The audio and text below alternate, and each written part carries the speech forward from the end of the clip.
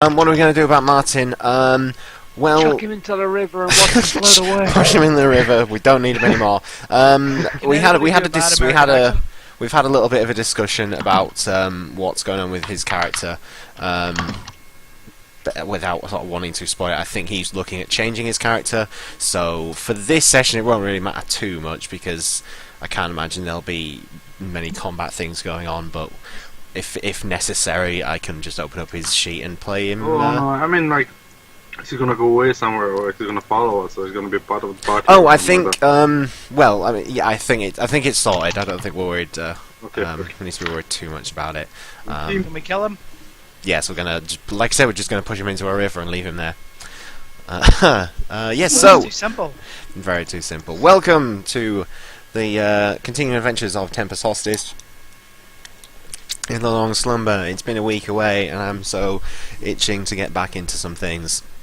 So, without further ado, we are missing a Martin as expected, but that should be fine. I think we can always catch him up next session. So that's all good. So, who would like to recap the events from the 2 weeks ago? You can all collectively do it. If I remember rightly, didn't we still start back off in the cave where we fought everybody? Yeah, you And started we off in the cave. Interrogating the man, yeah. Interrogating the man.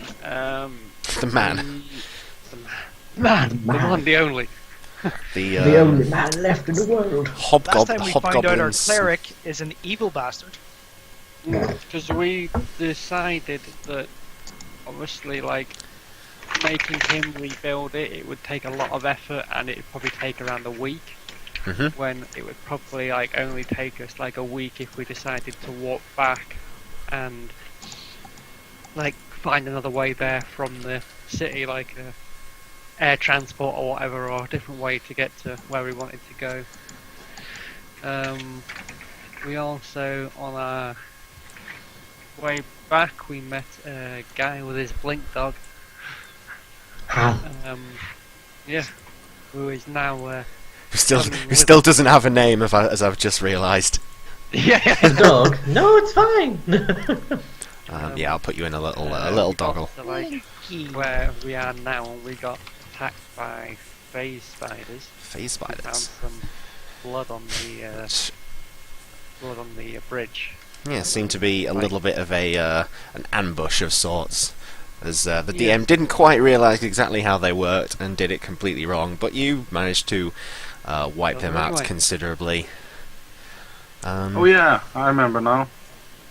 You remember after you've been told what's going on? I remember now. No, Yeah. I remember Curlin zapped me. You ass. Yes, Kralin was very loose with his use of electric abilities. Okay, so we shall pick up the session. You just finished. I can't remember who got the killing blow. Push it to the last of the face spiders, which died with his horrible. His legs curled up together like a spider would do. What would you like to do? Or are we just going to leave these here and continue back onwards towards Stragos? Also, I'll put some music on. And then it would certainly be nice if we had a dogma who could, like, open them up and find the blood and sell it and make money or whatever the hell he likes to do with body parts. He got a bit obsessive with that book, remember? Hey, we do have the wagon. We can just load the spiders up on that. Do you really want to head back to town with a wagon full of dead spiders? Not the strangest things I brought back to town. True, and Norman kind of looks over to the kobold and the dog. Yeah, that's it. I say we do it. Yep, Few sure. extra gold pieces in our pockets aren't gonna hurt anybody. We should bring them to that man. We don't have to put them on the cart. We don't have to put them on the cart. We can put them on that big hole thing we have. I mean, we could use the portable hole. That could certainly be worth a try. I mean, they have to try to escape, They're dead. and if Yeah, they're they're dead, dead. then they can't. Excellent. There's only I'll, so much the dead can try and escape. Yeah, I would be rather worried if all of a sudden they started climbing out. Oh, that would be terrifying. Just, you have a pocket filled with an imaginary hole, and all of a sudden it's a pocket full of giant Spiders everywhere. I will give you the hole then, and I'll open the hole up and I'll pass it over. I'll let you do the honors then, dear. I would probably advise that you don't put the spider in along with the horse. You might get a little freaked out. The horse is Yeah, pulling. the horse is out here. Yes. Our tax is over there, and I'll point over to the horse who's dragging the cart. Just this look of sort of dread on its face at seeing these rather large blue and white skinned spiders, which just seem to be appearing and reappearing at random, spitting acid everywhere. You think about asking it why it has a long face, then you should probably not ask that question. Da-da-da-da-da-da. Hey. Yeah. So you load all the spiders into the hole. Yep. Okay, I believe there were 5 of them. And there was one which did appear to be it did be a little bit bigger. You would probably have to leave one of the smaller ones behind, as these were quite just, big. Like, break their legs off and just stuff them in, like... Chop them up into pieces. Well, there is the option of as well. That we can't forget about dear Chester. He is awfully hungry. We've not fed him in quite some time. I just Chester, trying to dear. have the spider. Open wide. Okay, so for sake of ease, we'll say that you take the legs off, put the legs inside Chester, feed them in, and then put the main body of them inside the hole. Yeah, you probably are able to just about squeeze, though you don't think that you'll be able to get anything more in the hole at this point. It's a bit full. So yeah, you have a hole full of spider bits and a Chester with some spider legs in them. Awesome. Chester, as always, is just extremely happy. Just opens up his mouth wide. Just feed them in one by one. Burps The a little bit. townsfolk did send us up to check out the orcs. It's very likely as well that if there are any other problems up here, they may send us back in the same direction. Should we, while we're here, check for... Well, 5 spiders coming out of the blue seems a little strange. Perhaps there could be a nest here somewhere. Should we check for it? What do I know about said spiders? Give me an Arcana check. Of course. That was why I asked. In such an obtuse way. Yeah. And if somebody else wants to, if anybody else magically inclined would like to help, I'll give it advantage. Yeah. Oh no, I They vanished! kind of look like spiders. Yeah, you know that. Well, even with the advantage, the 10. Before you fought them, you maybe knew about the teleportation ability. After fighting them, it seems that's about as much as you can really call from them. It seemed obviously an opportunistic sort of attack, like they'd left something there for you to investigate and then used that chance to piff back into the material plane. Sneaky bastard. But other than that, there's not too much more known about them. There's got to be a reason they've come here. They wouldn't just come to this bridge in the middle of our world, our plane, just for no reason. Something's obviously drawing them here. Maybe looking for some clues around the area might help. Certainly worth a try. I mean, we're here already, but they could just be trying to live and eat and using, things to their advantage. Why do they have to meet us out of everywhere they can be? We have great luck, don't you know that? Almost like this is planned.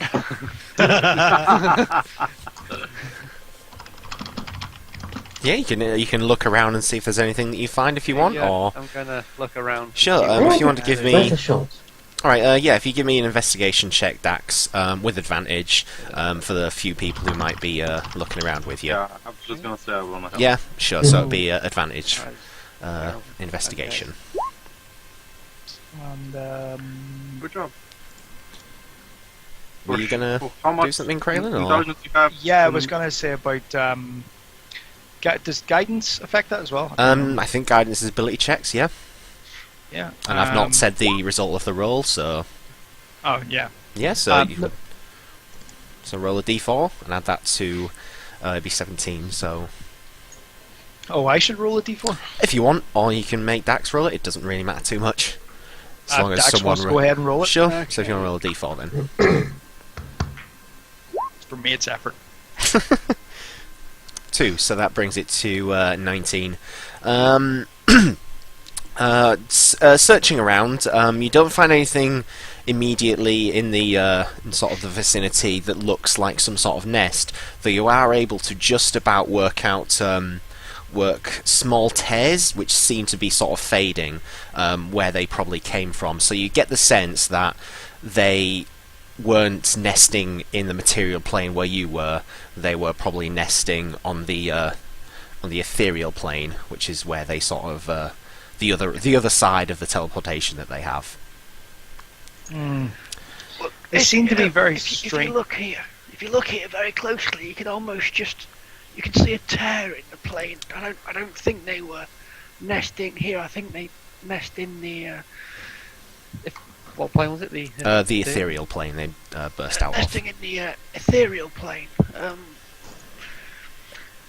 I think they might just be, like you said, looking for food, but we'll have to keep a lookout for other tears in case they follow us to places that we go.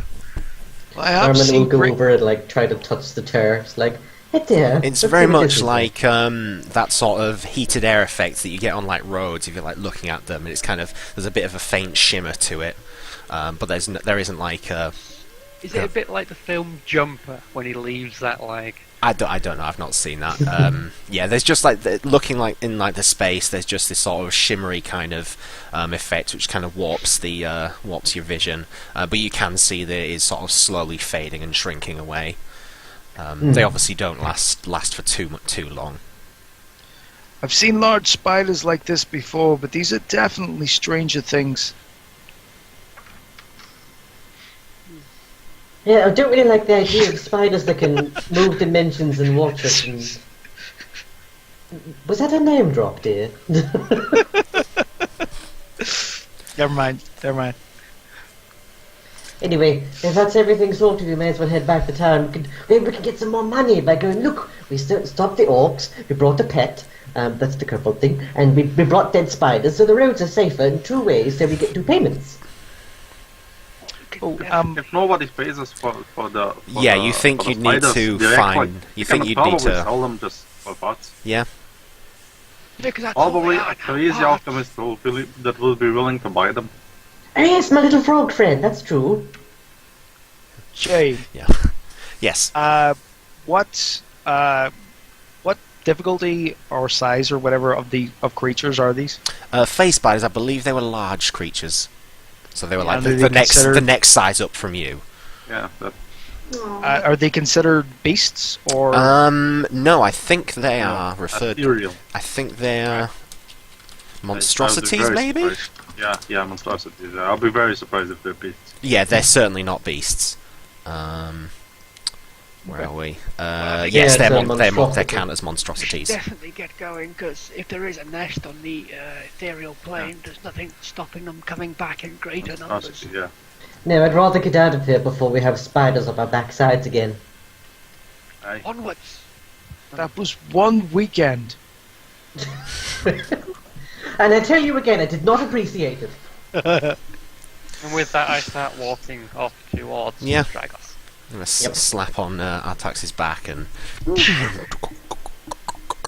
So you start making your way back towards Stragos.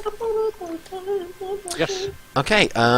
If everyone wants to roll me a d20 to see if there's anything that you run into along the way back, because it takes you the better half of the rest of the day to get there. You think it'll be just reaching into dusk by the time you get back. Oh, we're all doing Yay. one. Okay. Yeah, might as well. I don't know. Would I do one for Vak and Nariman or just one? Just for the one character, just for you. It doesn't, Okay. like one Oh, yeah, d20 per, considerably. That per makes sense. person. That sounds good. 8. Okay. Yeah, no, it doesn't look like. It doesn't look like anything. Anything is particularly out of the ordinary. Keeping an eye on the roads, you're sort of like looking around because you did remember that there were a few of the goblins. You're having a trouble there, If you put a space between the it's actually And it's slash slash first. R. /R Yeah. space 1d20. R. But yeah, it seems particularly quiet, the roads. You keeping an eye out for any goblins and things that you might see along the way, but nothing seems to nothing seems to jump out at you. And you arrive back at the gates of Stragos before the sun does look like it's starting to go down, but as you sort of like looking through the gates, you can still see there's a reasonable amount of people that still seem to be kicking around. Let me just make sure I get the right map. There we go. Boof. So I'm not sure. Yeah, so that's map of Stragos. Yeah, you get to the gates. The guards who recognise you at this point as you've come and gone a few times now let you in. They probably ask, everything's safe out there on the roads. Nothing we should be worried about. To just the group in general. There was some spiders, but we dispatched of them. Yeah, there was There was a problem. There were some but now spiders it's that were jumping in and out of the material plane, but it's nothing to worry about. It's nothing to worry about. There was Makuzi. They do actually, as you speak up there, Akima. One of the other guards that stood there sort of like looks over the group, realizes that there's a troop of 3 skeletons. I think 3 zombies. Sorry, that you've got sort of following you. And just looks very, very concerned. He says, "We don't allow those sort of things on the inside of the walls. They'll have to wait outside or do something about them, but they ain't coming in." Yeah, You they're can coming see in. sort of like They pulls. leave them out there wandering around. And sort of pulls Oh, up don't his sword worry, and dear. They're shield. friendly. They're friends. Akima, if you want to give me a persuasion check. I would like to. Am I able? Does Narman have any points for the result? Yes, I'm going to bend luck to give an extra 1d4. I'll roll that. And a guidance from Kraylin. Whoop. Oh no! Alright, so it's the bend luck is +2, and if you Yeah. want to roll for the guidance as well. So that's another D4. Right? Yay! So grand total is 2+2. grand total of 6. I'm sorry, miss. They might be. They're not coming in. They'll raise a bunch of ruckus inside the walls. I can't allow it. Okay, fine. And I go tell the zombie to go sit in the grass. And they sort of shamble over to the side. You can see that the guardsman who was raising up the fuss is sort of watching them with his beady eyes. Shuffles sort of like to the side so he gets and makes sure he has a better view of them. Says, "Right, that's fine. You can all come in then." And lets you through. Tell the them all gates. to look Oh, at I'm the gone flowers. again. And you've Fuck gone. me. So, Nariman just kind of leans over to Akima while I tip this fucking webcam again. Now, does your zombies don't need to breathe, do they? They're dead. They're dead, so no. But you know how I put those spiders inside the hole? Oh, yes. You could That's an idea. totally, if you could get rid of the spiders and clear up some space, we could just put your zombies in there, and then you could have pocket zombies. You could be like, "Bad guy, zombies," Pocket and poof. My little zombie, my little zombie. Zombie, I choose you. I like it. Pocket monsters sounds excellent. I believe we could be. Is there any way we can shorten that word? Something a bit catchier. Trademark chewing. Hang on. That's fine. And also, Vac is basically just like flattened down on top of the dog, so it just looks like a big lump. Yeah, pull Just kinda like over spread out his on the cloak. dog. Just like just a furry dog Yeah. with an extra hump. It's a camel dog. Camel dog, Yeah. obviously. Obviously. It's just deformed. Don't look it up. Yeah. So you all make your way into town. Where are you going to be heading? Well, then, do we I'm go going- to? I'm probably. I don't know. What time is it? It's dusk, so you've probably Isn't this got. the place with the crusty crankers? No, that was back in the That that was back in Falkreath. Yeah, that's down. I can't exactly remember where you were staying here, so feel free to make somewhere up. Well, we could get rid of the spiders, go grab the zombies, and then go to the peoples, the hunter mans, and be like, we did it, money please. Also, there's a flying wyvern thing, and we have a little runt, which is Vark. It's kind of just, you hear like a deep growl. Yep. You know that the Hunter's Lodge to the north of town is where Azrael is, who originally told you about the to investigate the orcs in the mountains, and the best place to find somewhere to sell phase spider parts would probably be somewhere in the trade district down to the south of town. Well, I'll tell you what. I'll head up to And it is Azrael. it is fairly late, so if you wanted to hit both places, you probably need to split up. Or hit one earlier and one tomorrow. I'll go up to Azrael. I'll talk to her about the orcs and say, we got rid of them. And do you want me to tell her about the wyvern and one getting away, or should I keep that to myself? Oh no, we should totally tell her. We were hard to tell her what's going on, and we didn't get everybody. We got most of them, aside from the leader, and obviously that's, a national crisis. Okay. Amber Alert and all that. I'll head up to the Hunter's Lodge and then we'll meet at dear. the inn. I will accompany you. Okay. Yes, that's a good idea. Well then, you all do that. Bring the little one, and I'll go and get rid of the parts. I believe I am the one who is most well equipped vocally to get the most out of people's monies. It's true. So, good luck. Be careful, and yes. You don't have that slimy quality of you. You little bastard! Emphasis on the little. And now I'm just trots away. So who's going to go down to the trade? I think it's just Narman. Just Narman on his own, and everyone else is going so, up towards the Hunter's Lodge. Yep. Yeah. Oh, Akima's coming with you as well. Oh, Yeah. nice. Okay. In this Okay. one. Yay! We have Baby zombie. Minion. Okay, so Vac, Naraman, and Akima, you start heading your way down towards the port, towards the trading district. Back up Yep. to the Hunter's Lodge Cool. because he's kind of like a witness. Right, no problem. So yeah, Naraman and Akima, you start heading your way down to the trading district. It is starting to get into the end of the day, so it does look like some of the more open, like marketed areas do seem to be closing down. But you, so give me another investigation check. Okay then, do I have Tides of Chaos? I do! Oh, let's use that. And then I'll give you advantage as well because you're down there with Akima. Oh, then I'll not use Tides of Chaos. Okay. Boop. Investigation. Thankfully I had... Okay, yeah, you do spot actually, just as you start rolling into the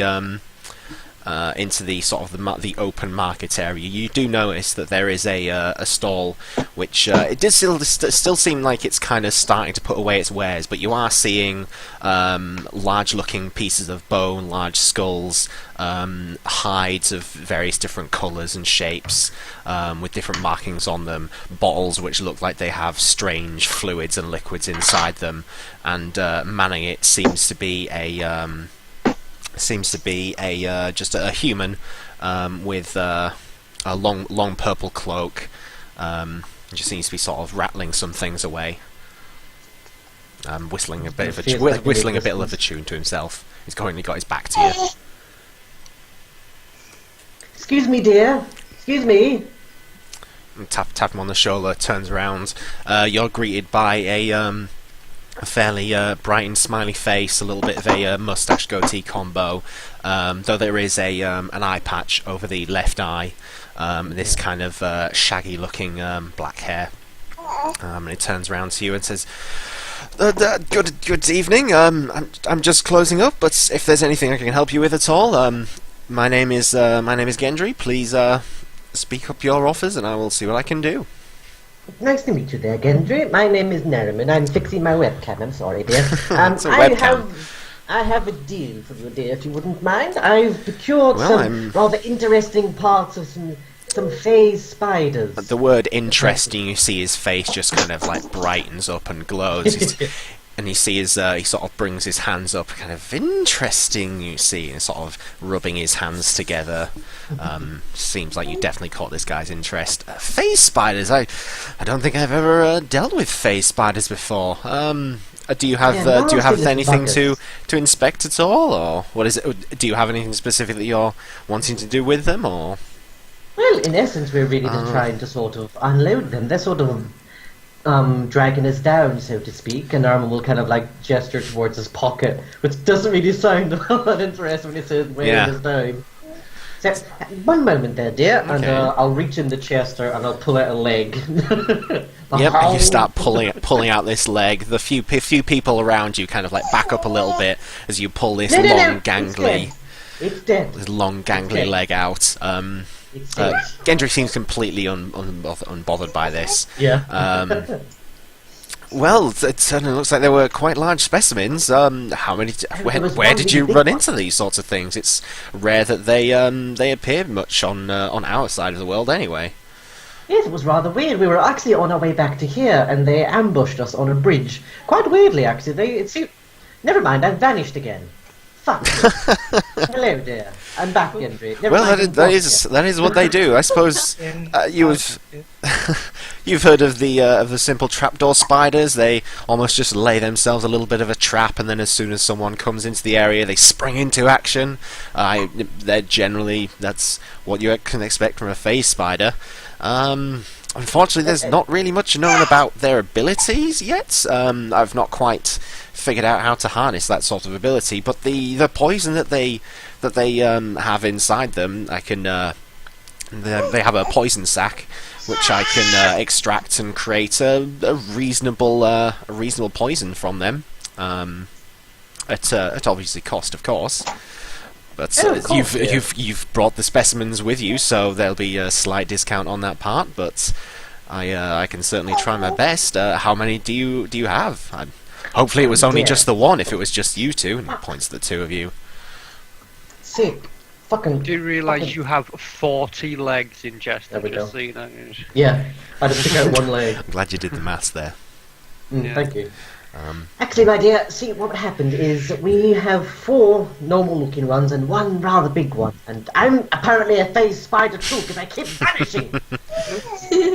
Oh, I'm sorry, it's so annoying. Well, they can have... sometimes they do... they almost have a larger figure which sort of takes over the pack, so to speak. So it's not uncommon for there to be a larger specimen. If you have 5 of those... let me see, and he reaches down under the cart, then pulls out this book which he flips through. Seems like he sort of taps through the book, looking at some numbers and things. I can probably well, you've brought them here. They're not super hard to harvest. I could probably let's say 40 gold for. 40 gold each for the smaller ones, and the bigger one. How much bigger would you say it was? Was it a very large creature, or was it? Do you have like an open space I could, dump them on? They're actually in I hold up like the tube that I have, just like the portable holder. Actually, it's in another dimension, but I have them. They're here. Very well. I don't really want to, dump dead spiders and freak out. Open the hole and show him. Oh, I could open it a little bit. Yeah. Look in. I could, I'll pull out the hole a bit. It's like,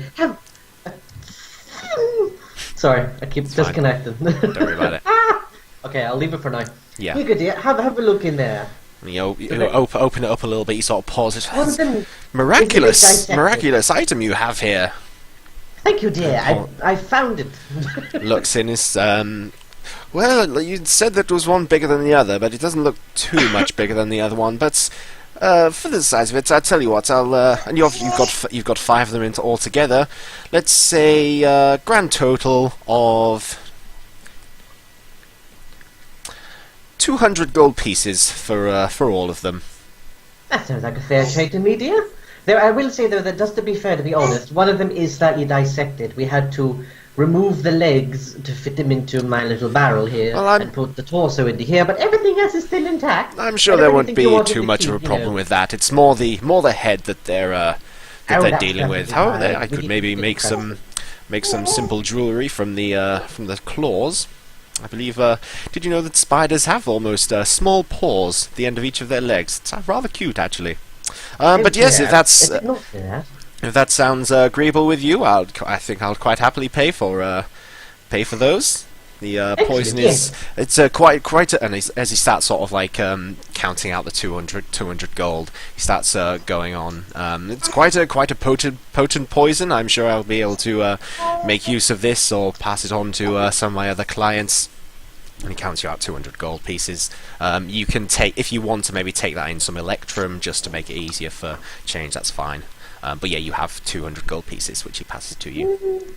I will just take the gold pieces so I can just spread them amongst the people. And he hands you a small scroll of paper, which, as you sort of open up, it has a little bit of a description, a little bit of a business card essentially, which says Gendry's traveling monster fair. And it gives a few of the cities on the continent, and it seems like he's a bit of a traveling merchant that he goes from place to place. It looks like the next place he's probably going to be going to, if you wanted to catch him again, would be... Let me look at my map again. He says that actually he's heading to Falkreath after here. So if you had any more wares that you wished, any more unsavoury creatures that you find along your way, you can find me over in Falkreath, probably within the week, depending on travel. Oh, fantastic! Yes, we do end up sort of, collecting these things, and then they go to waste. So it would be good to sort of have a bit of a symbiotic relationship there. Sound like quite an adventure you find yourselves on. Oh yes, we have a very weird specimen with us right now. It's a small, hairy man. Well, men do have their curiosities about them, but doesn't seem my place to ask. If that's everything, I've got some wares to finish putting away and getting myself the lodgings for the night. Yes, my dear, thank you very much. Have a lovely evening. All the best to you, and good luck with all the little bits of spider. And to you, sir and madame. And he sort of takes off his hat and bows to you and Akima. And then we shall head towards the hunter people. Cool. My webcam is completely broken, so you guys carry on while I fight with this. That's fine. So everyone else basically was heading over to the hunter's lodge. Yeah. Cool. Right. So yeah, you get up towards the hunter's lodge. Actually, as you get close to the you remember that there's almost like a garden area at the front. You see a very familiar looking elk. Actually, sat out at the front of the building. You see Prongs, who seems to be tied up to one of the sort of guardrails, eating away into a little bit of a trough. No. Wait, isn't that the thing? The elk to Dogma. Yeah. Isn't that Dogma's creature? Yep. It looks a little bit different because you remember that unfortunately the original Prongs had fallen in battle, but this one definitely bears that same sort of, the antlers look kind of similar. But yeah, it certainly looks like Prongs. You hear a slight growl as Vak's stomach just starts to turn a bit. Not tasty. Aye, that's what I said. And as you start entering through into the area, there's definitely a recognition from Prongs as lifts up the head, turns around and looks at you, and recognizes you there, kind of dances in place a little bit, and it's like as elks do. Yeah. Hello, gentle creature. And comes over to you, Cray, and just kind of nuzzles against you a little bit. Oh, shh. No, it was just that one time. takes a step back and goes back to the eating. So who's you're all going in, and you get up to the front desk. I can't remember the name of the guy who is the do I have it written down? Unless anyone remembers what his name is. I believe he's a halfling. Never met him. Dogma met him. Corby's his name. Corby, sure, Corby. It's a very unforgetful name, Corby.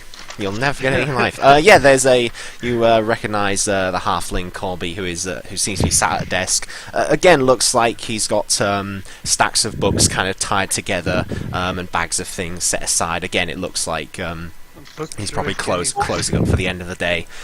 Looks up from the desk as he hears the group of you enter in. Oh, wonderful! Welcome. Good evening to you. You were the party that went out for the orcs in the mountains, I believe. Aye. Yes, we were. Yes. Everything went according to plan, I suppose. Hopefully you. Well, obviously it looks like you've made it all alive. Minus the dragonborn and the not the dragonborn because she wasn't around at the time. The half elf sorcerer was with you. He hasn't fallen in battle, has he? Narman. He just went to the market.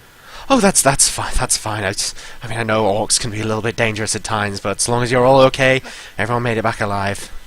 Is Azrael upstairs? Yes, I believe she's in at the moment. I'll drop her a quick ping, and she'll be expecting you. And you see, reaches down into the desk, and there's a small little blue glow which you see, sort of illuminates his face a little bit, and then dies back down. Yes, she'll be waiting for you upstairs.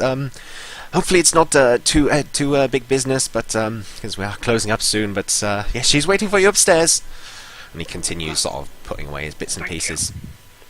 And with that, I make my way upstairs. And as Vac walks past him, the dog, whose name is now Zeshkal. Zeshkal. Zeshkal. Oh dear, that's not big difficult lick to say. across the face. No. Wonderful. That's a rather big dog there. And gives a little bit of a stroke, and then looks kind of like it's a bit of a strange shape, but it's the creatures we see coming and going from this place sometimes surprises even me. And he pulls out a small little bone-shaped biscuit type thing, hands it to the Zeshkal. Devours it, and then pads off. Yeah, so you all pad upstairs, and almost like as soon as you before you open the door, you hear Azrael, come in. I'm I was expecting you. I hope the mission has gone well. And the doors sort of open up in front of you, and you're let into the lush living space of Azrael. Well, that's why we've come. We've come to talk to you about the orcs. Yes, I assume that everything went well. Yes and no, I'm afraid. No? You can see she puts drinking from a wine glass, she kind of lowers it down to the table that she's at, stands up a little bit straighter. Go on. Well, we went into the woods where you suggested, and we, first of all, we discovered there was some sort of magical enchantment over the forest, which was making, basically, any trace of anyone that had been through disappear. So basically, as we were standing on the grass, and after we stepped forward, the grass was lifting itself back up, so no one could tell that we'd been through. I'll have to instruct my rangers in hopefully training them better. They should know that sort of carry on, sorry. We managed to find our way through, and we came across this clearing where we found orcs in the side of a cliff, and there was a small cave.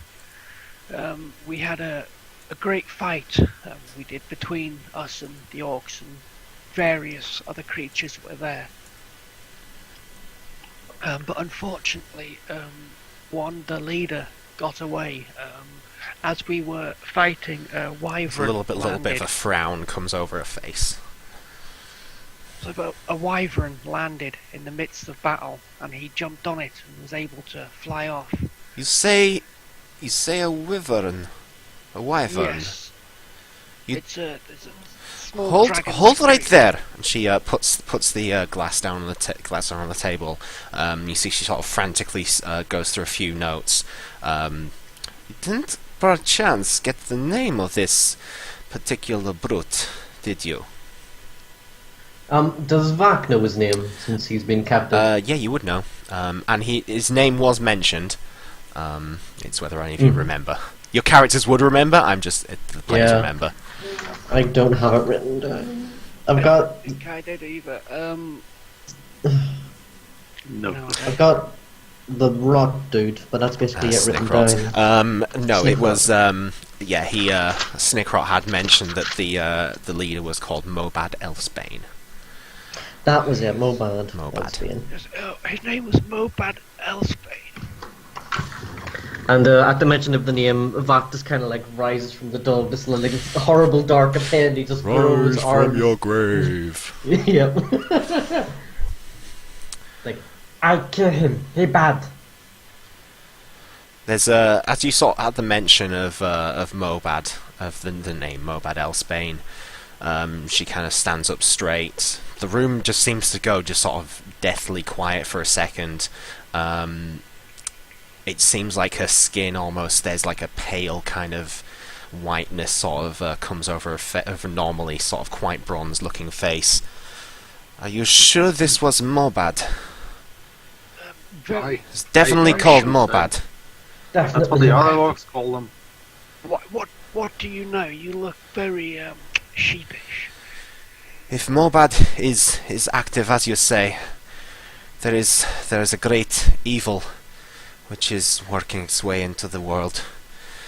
Just 1 second, please. And she turns around and goes into this bookcase and now starts frantically kind of just searching through books, seem to be falling to the floor.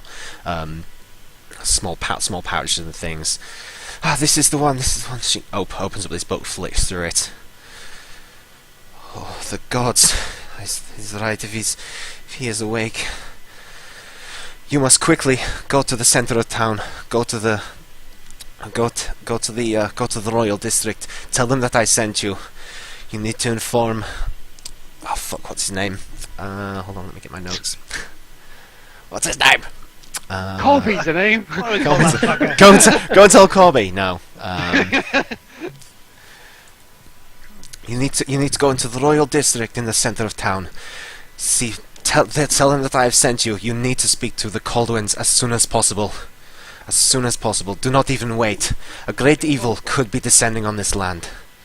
We need to act quickly as possible. I will message ahead if I can. Tell them that you are coming. Well, they also did mention, after we killed the remainder, we came across a portal to. Did we figure out where it was to? Or? The orcish place. It was the island. You Yeah. both simultaneously say Islan. And That's again, she then starts to just shake ever so slightly. There is, those close to you, she is looking very much afraid, which is very much a change in character from what you had seen before. Before, she was a very much straight, strong sort of person, and it seems at the mention of this, she's almost just sort of rescinded and she's afraid right now. Vak just kind of puffs out his chest and slaps and goes, Norfield! Vak here! Safe!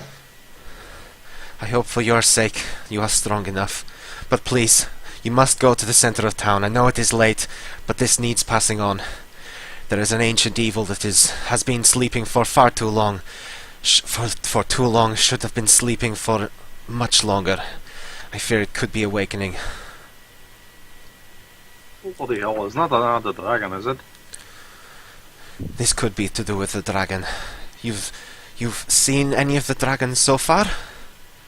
You know of the dragons? I only know there's a cult trying to wake him up. We did kill a couple of cultists. They are trying to wake up the white dragon, Mathelix.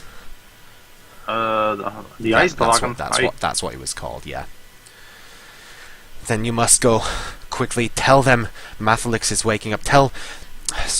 Only tell Caldwin. Tell Luca Caldwin. I do believe we stopped them from waking up Matalik though. Well, this is good, and I'm quite glad of this. However, this means that something greater is coming. We need to be prepared. I need to. And she busts out of the room, and as she's going, quickly, all haste to the castle. All haste. You have my permission. Tell them that you are expected. As a Goliath, I then come bounding down the stairs behind her. It seems like she starts rushing down the stairs, and takes herself off to one of the side rooms, and then she just like gestures out of the main door.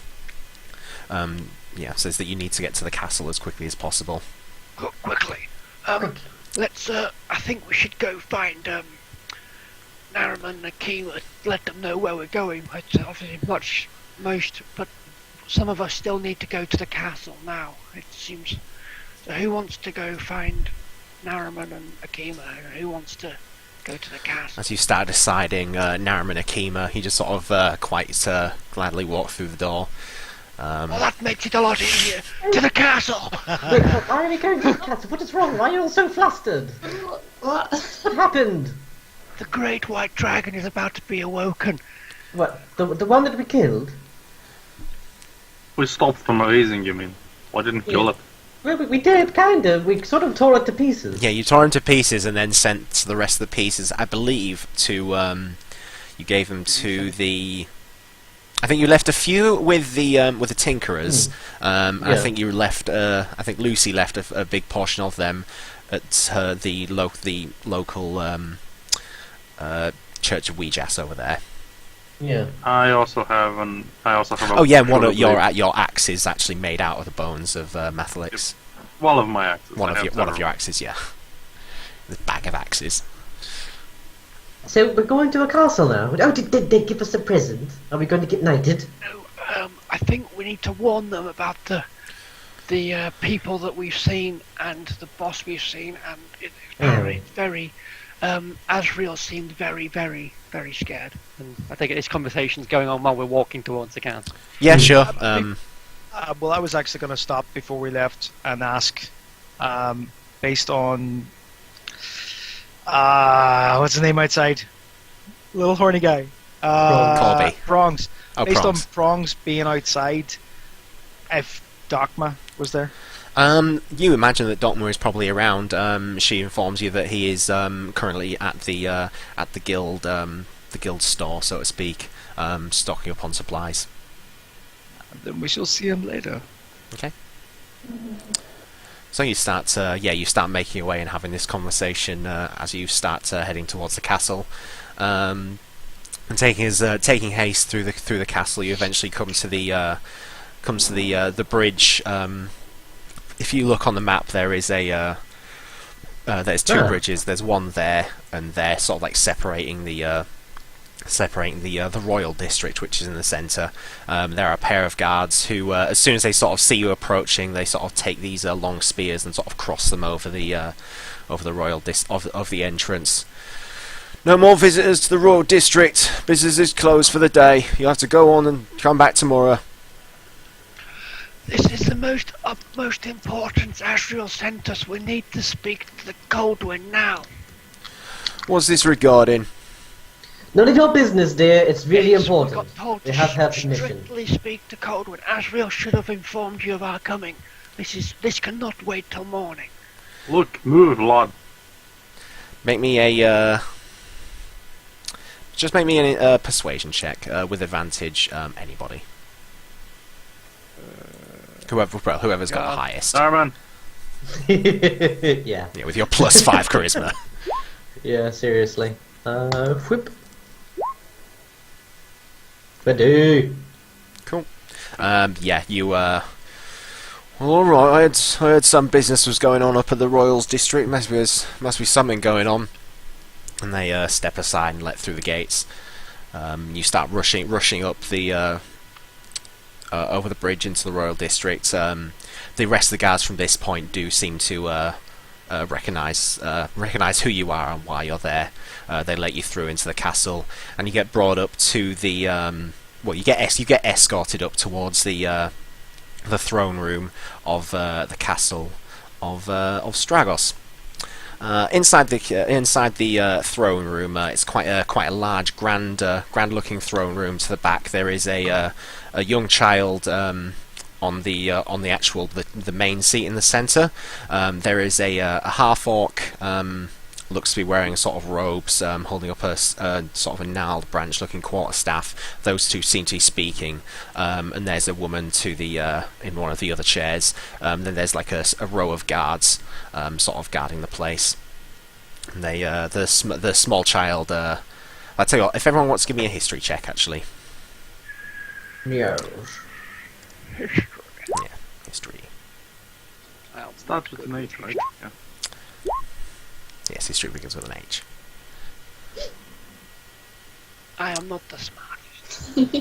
Krillin? You see the way we're rolling stuff like this, and I've obviously got guidance in my spell book. Yeah. Is that using it too much? No, that's where cantrips. a lot of people- Cantrips. You can just boom, boom, boom. Use them all the time. There is nothing. No, to... I don't mean for it to run out. I mean, am I using it too much? No. It's only a D4. It's not a massive It is- increase. Just, but just so you some- know, that's one of the cantrips that some DMs forbid. no, I Just in see. general. D4 is Some, not you. yeah. D4 is not a massive increase, but sometimes it can be the meaning between a success or a not a success. So it's entirely up to you whether you want to use it. You should be able to control it. If you make it into like a damage cantrip, you might be able to set the damage dice as D4, which would automatically roll it for you. Nice. Nice. Was that everybody? Yeah. Okay, 15. So everybody except Dax at this point. You know that the child who is sat at the throne is the child Duke of Stragos, Luca Caldwin.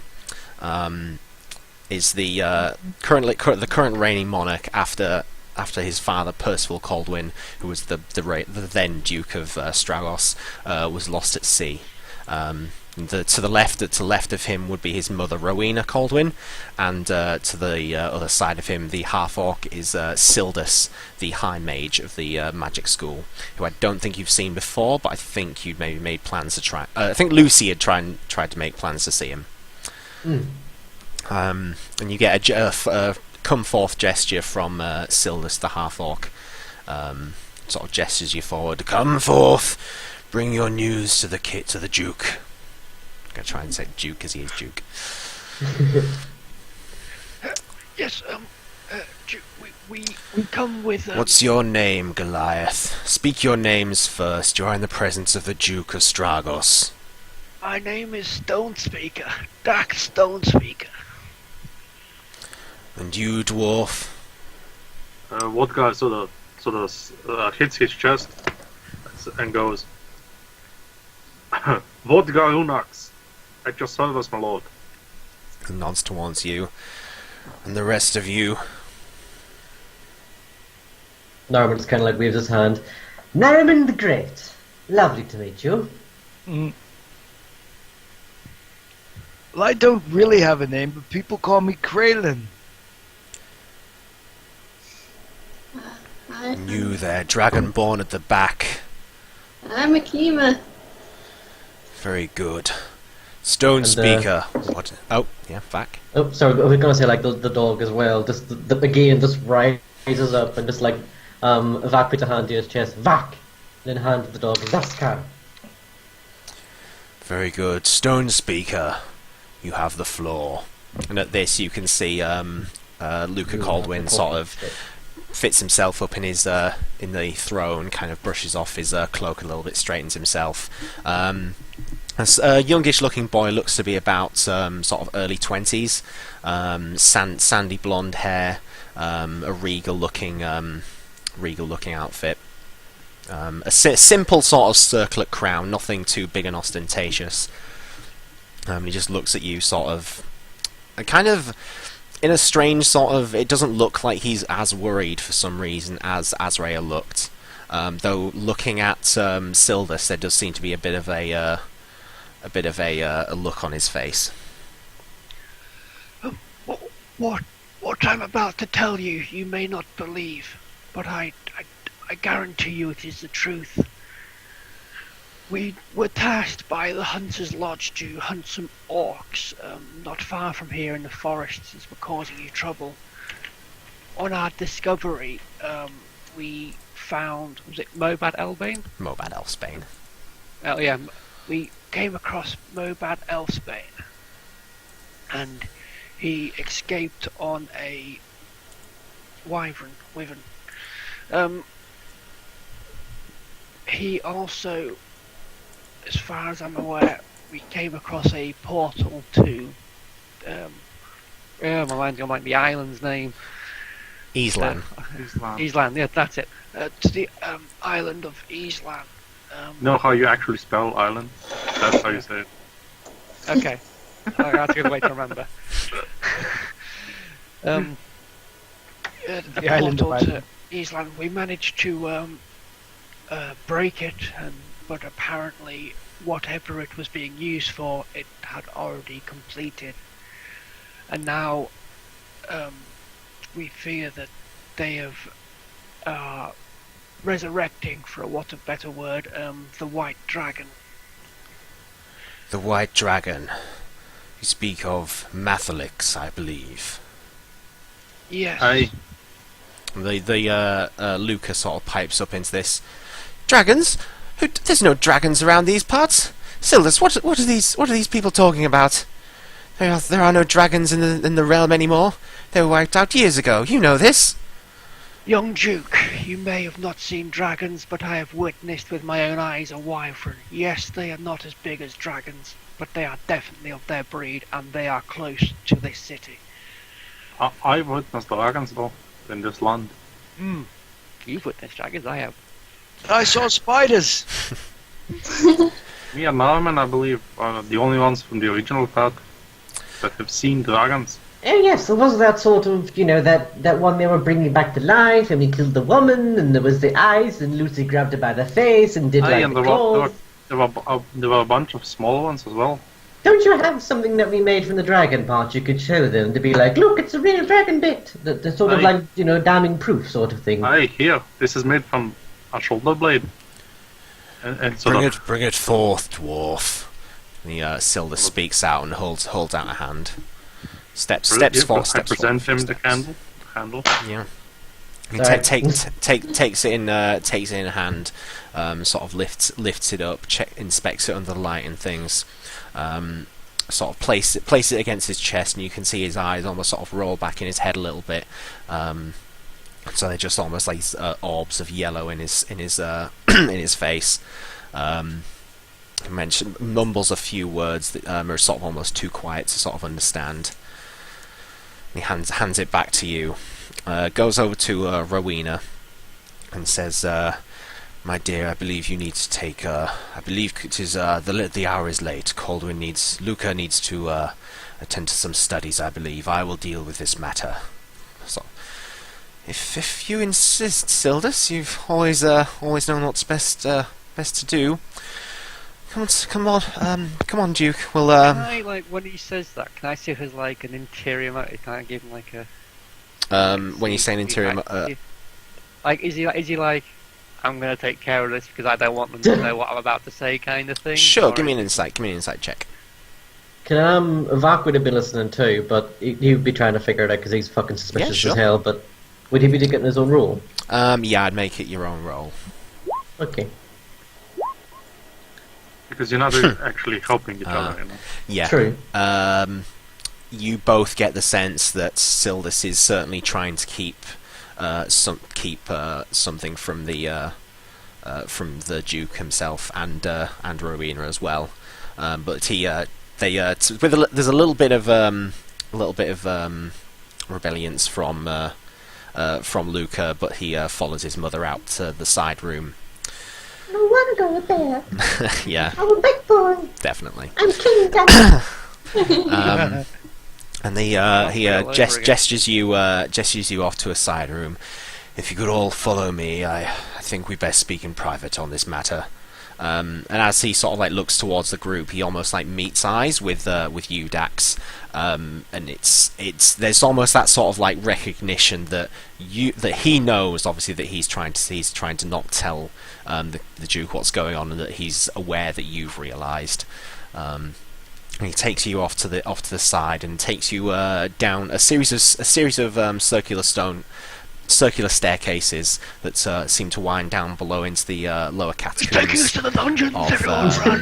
It does feel like you are being led to the dungeons, but if anybody would say anything, it's like everything will be fine. This is a matter that needs to be taken care of in secrecy, and I will just take you over.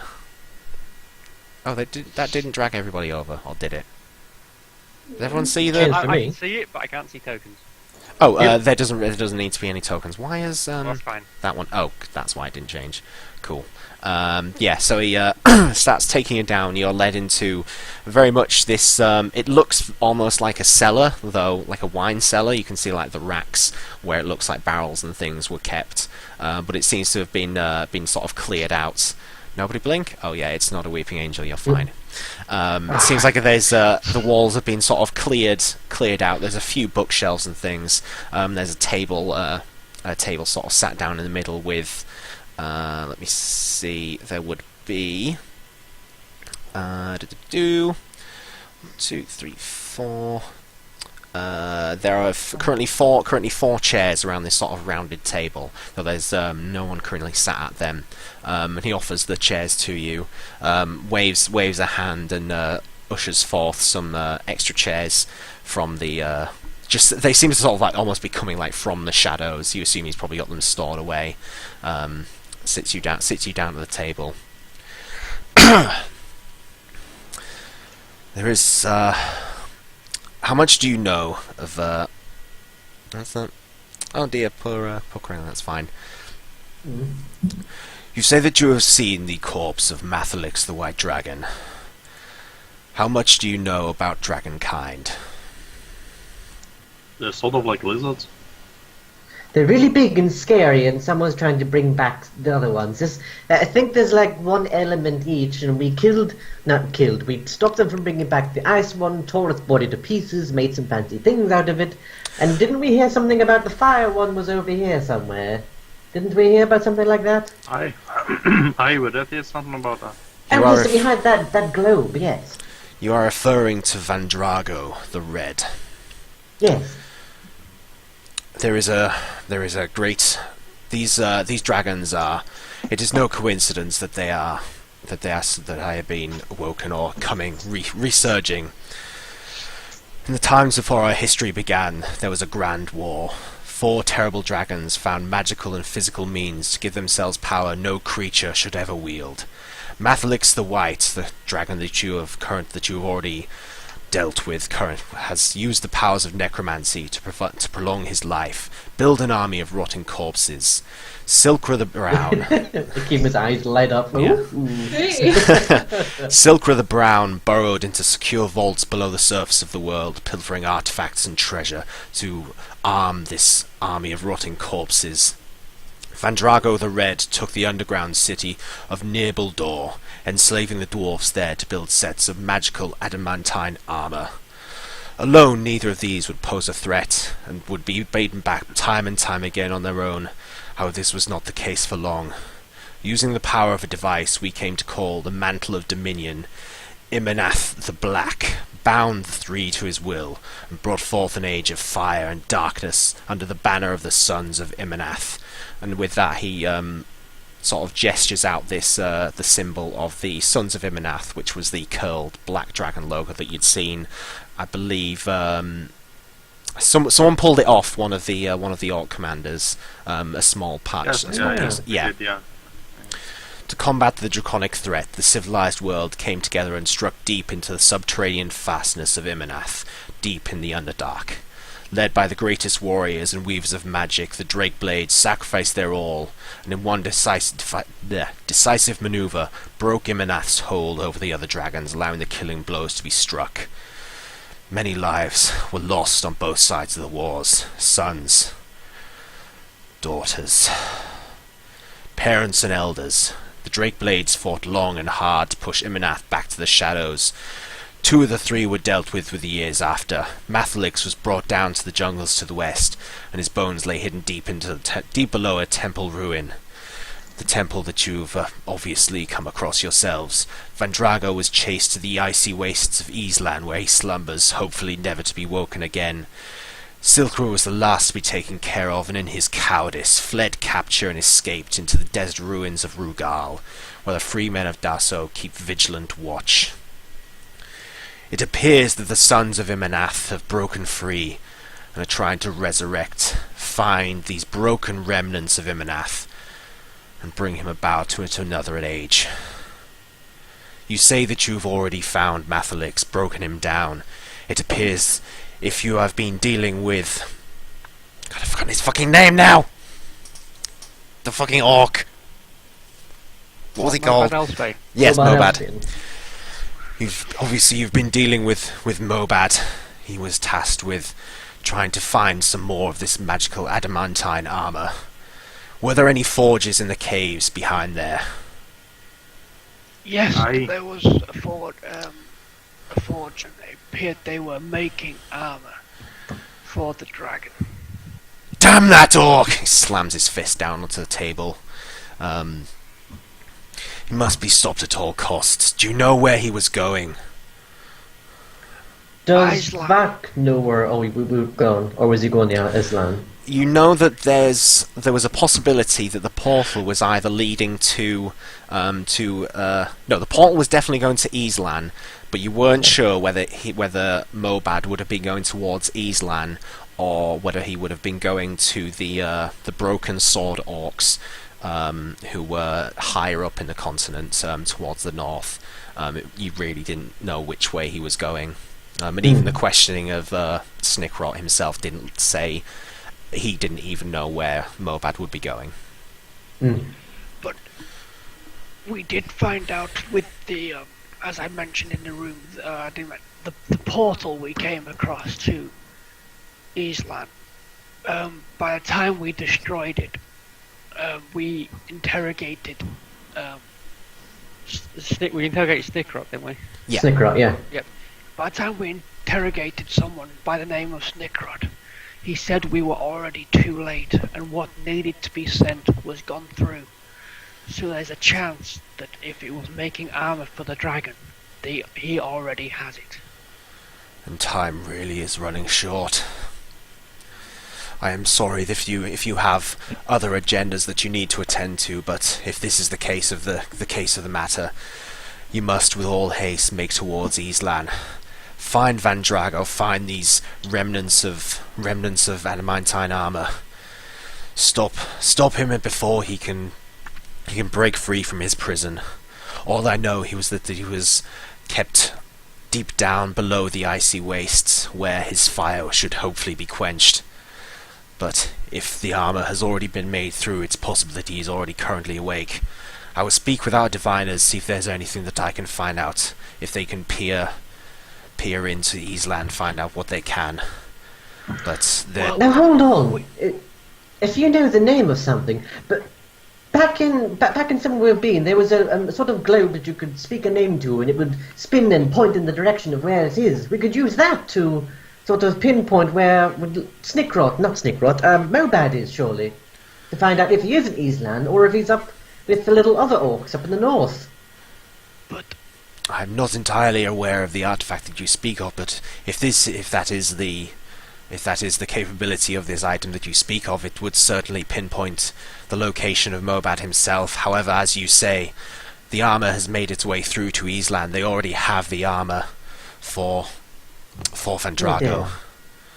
Well, crap. Whether Mobad is there or not, they obviously have the means. They have the armor for that horrible Drake. Whether if he's awake, then he needs to be brought down as soon as possible. If he's not, and we still have some precious time before they manage to wake him up and apply the armor. I understand that this is great importance, but for a mere group of adventurers, we are going to need gold and a means of travel to get there as soon as we can. Surely someone of your stature will be able to help us with our needs.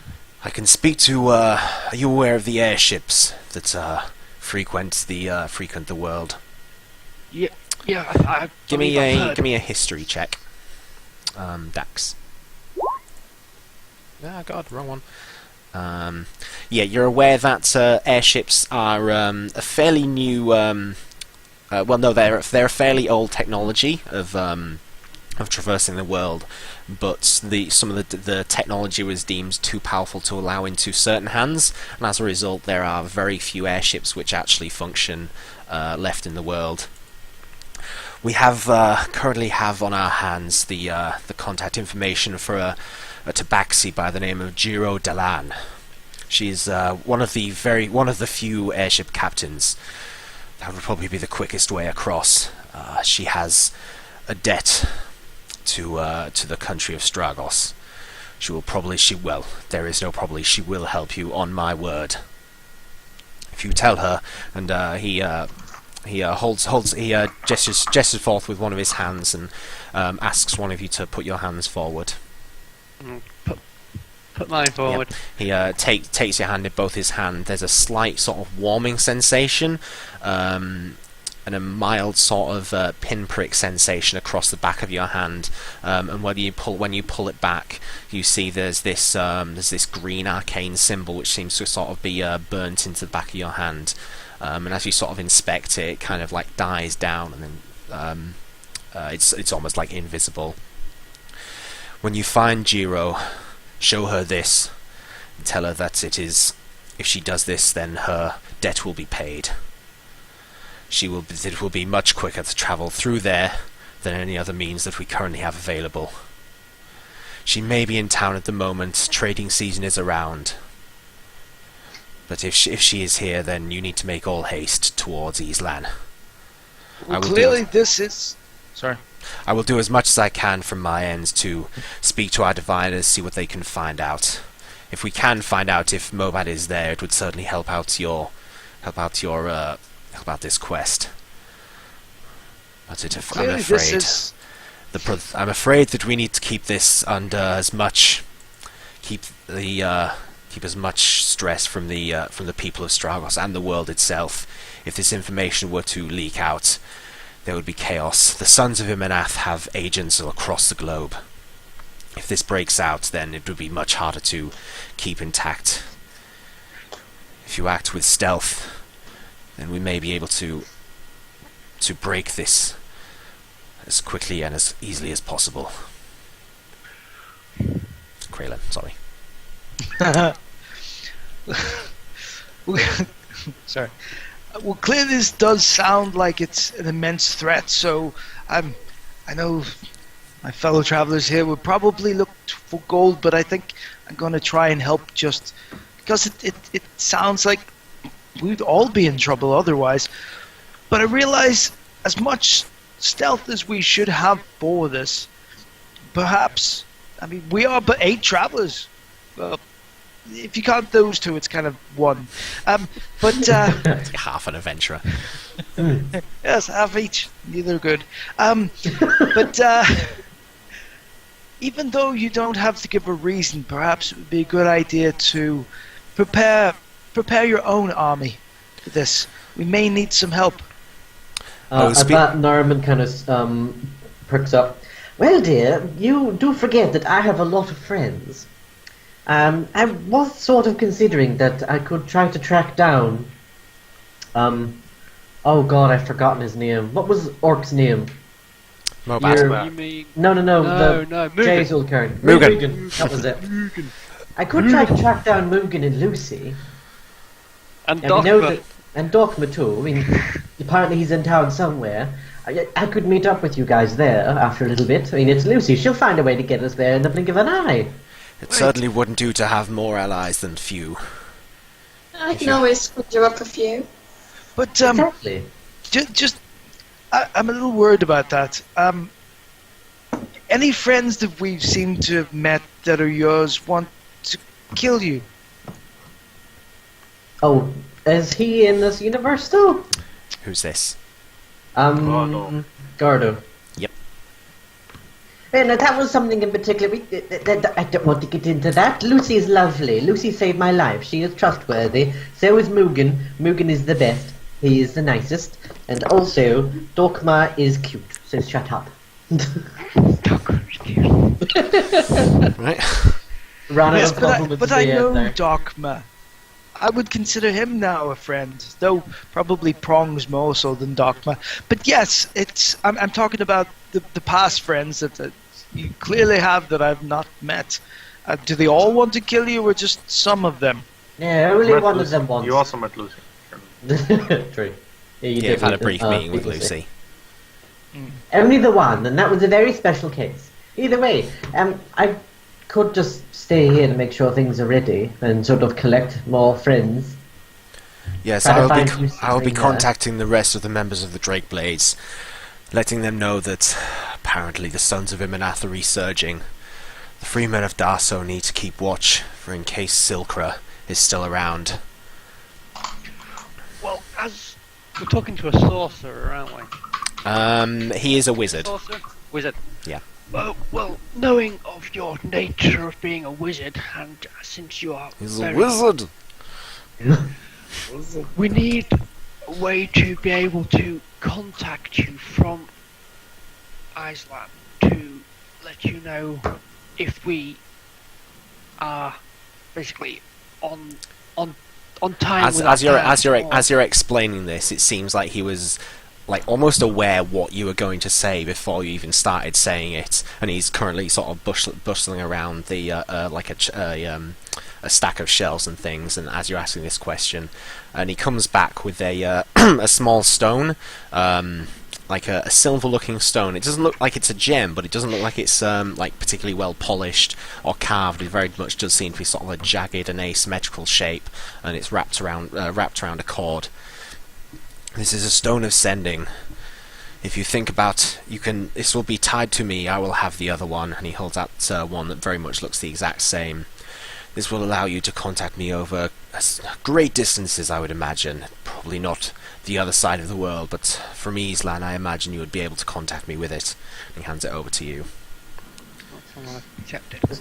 So then, in theory, I could collect up my little friends, we could come back here, we could contact you over there in Eastland and let you know we're on our way.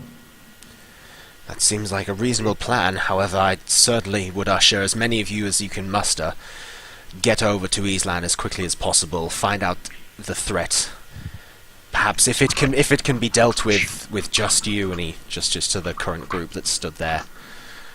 Then this As would be much as I agree with you, Nariman, about getting extra help, and it'd be good to see Dogma and his friend Lucy that you speak of. There's no guarantee that we're going to be able to find them now or within the next few days. Oh, you underestimate me, dear. Yes, but even if you do find them, what if they're half a continent away? What if they're another continent away? It's going to take time. What if if you contact them and tell them to meet this wizard here, and then he can contact us on the stone to let them know they've arrived, and then send them on their way to meet us at Iceland. Hopefully they will catch up with us, and we can leave clues as to where we have gone.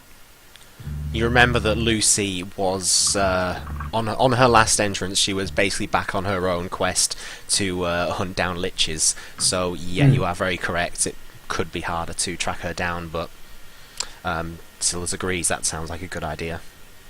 Sounds good to me. Well, the device that you've just given our friend here, would you happen to have any more of those?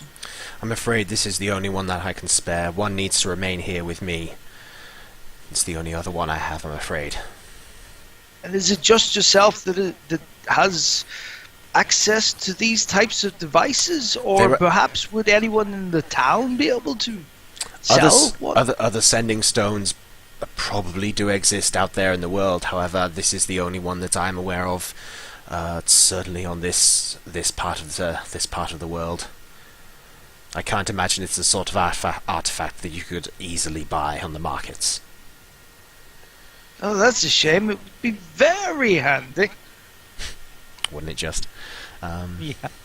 No, unfortunately, these are rare artifacts. The magic that was used to make them is hard to accomplish. We can possibly work on making some more, but it will take time and effort. Well, can I ask you, in the library, or at least in the magic school, we were able to communicate with certain members there from using like a portal device in a way. A handheld portal gun?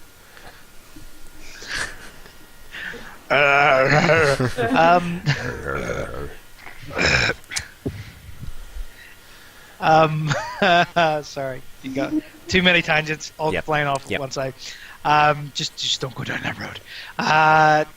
Well, I mean, clearly there seems to be some form of magic that can communicate between distances, if not realms. Would there be anybody here that we could speak to about that? Because it does seem to be quite stationary, but I mean, I don't know. Perhaps there could be some creation.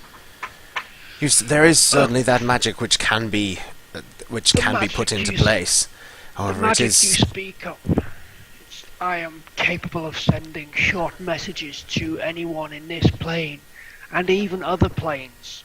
It's just when they are on a different plane, there is a 5% chance, or a very small chance, that they do not receive it.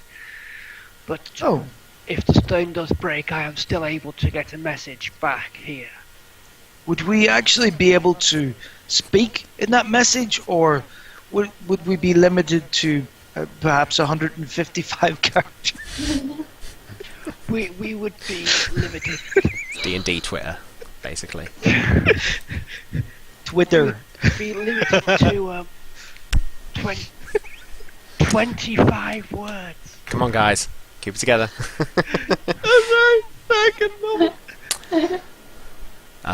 He says that there is shorter range sending which can be for God's sake.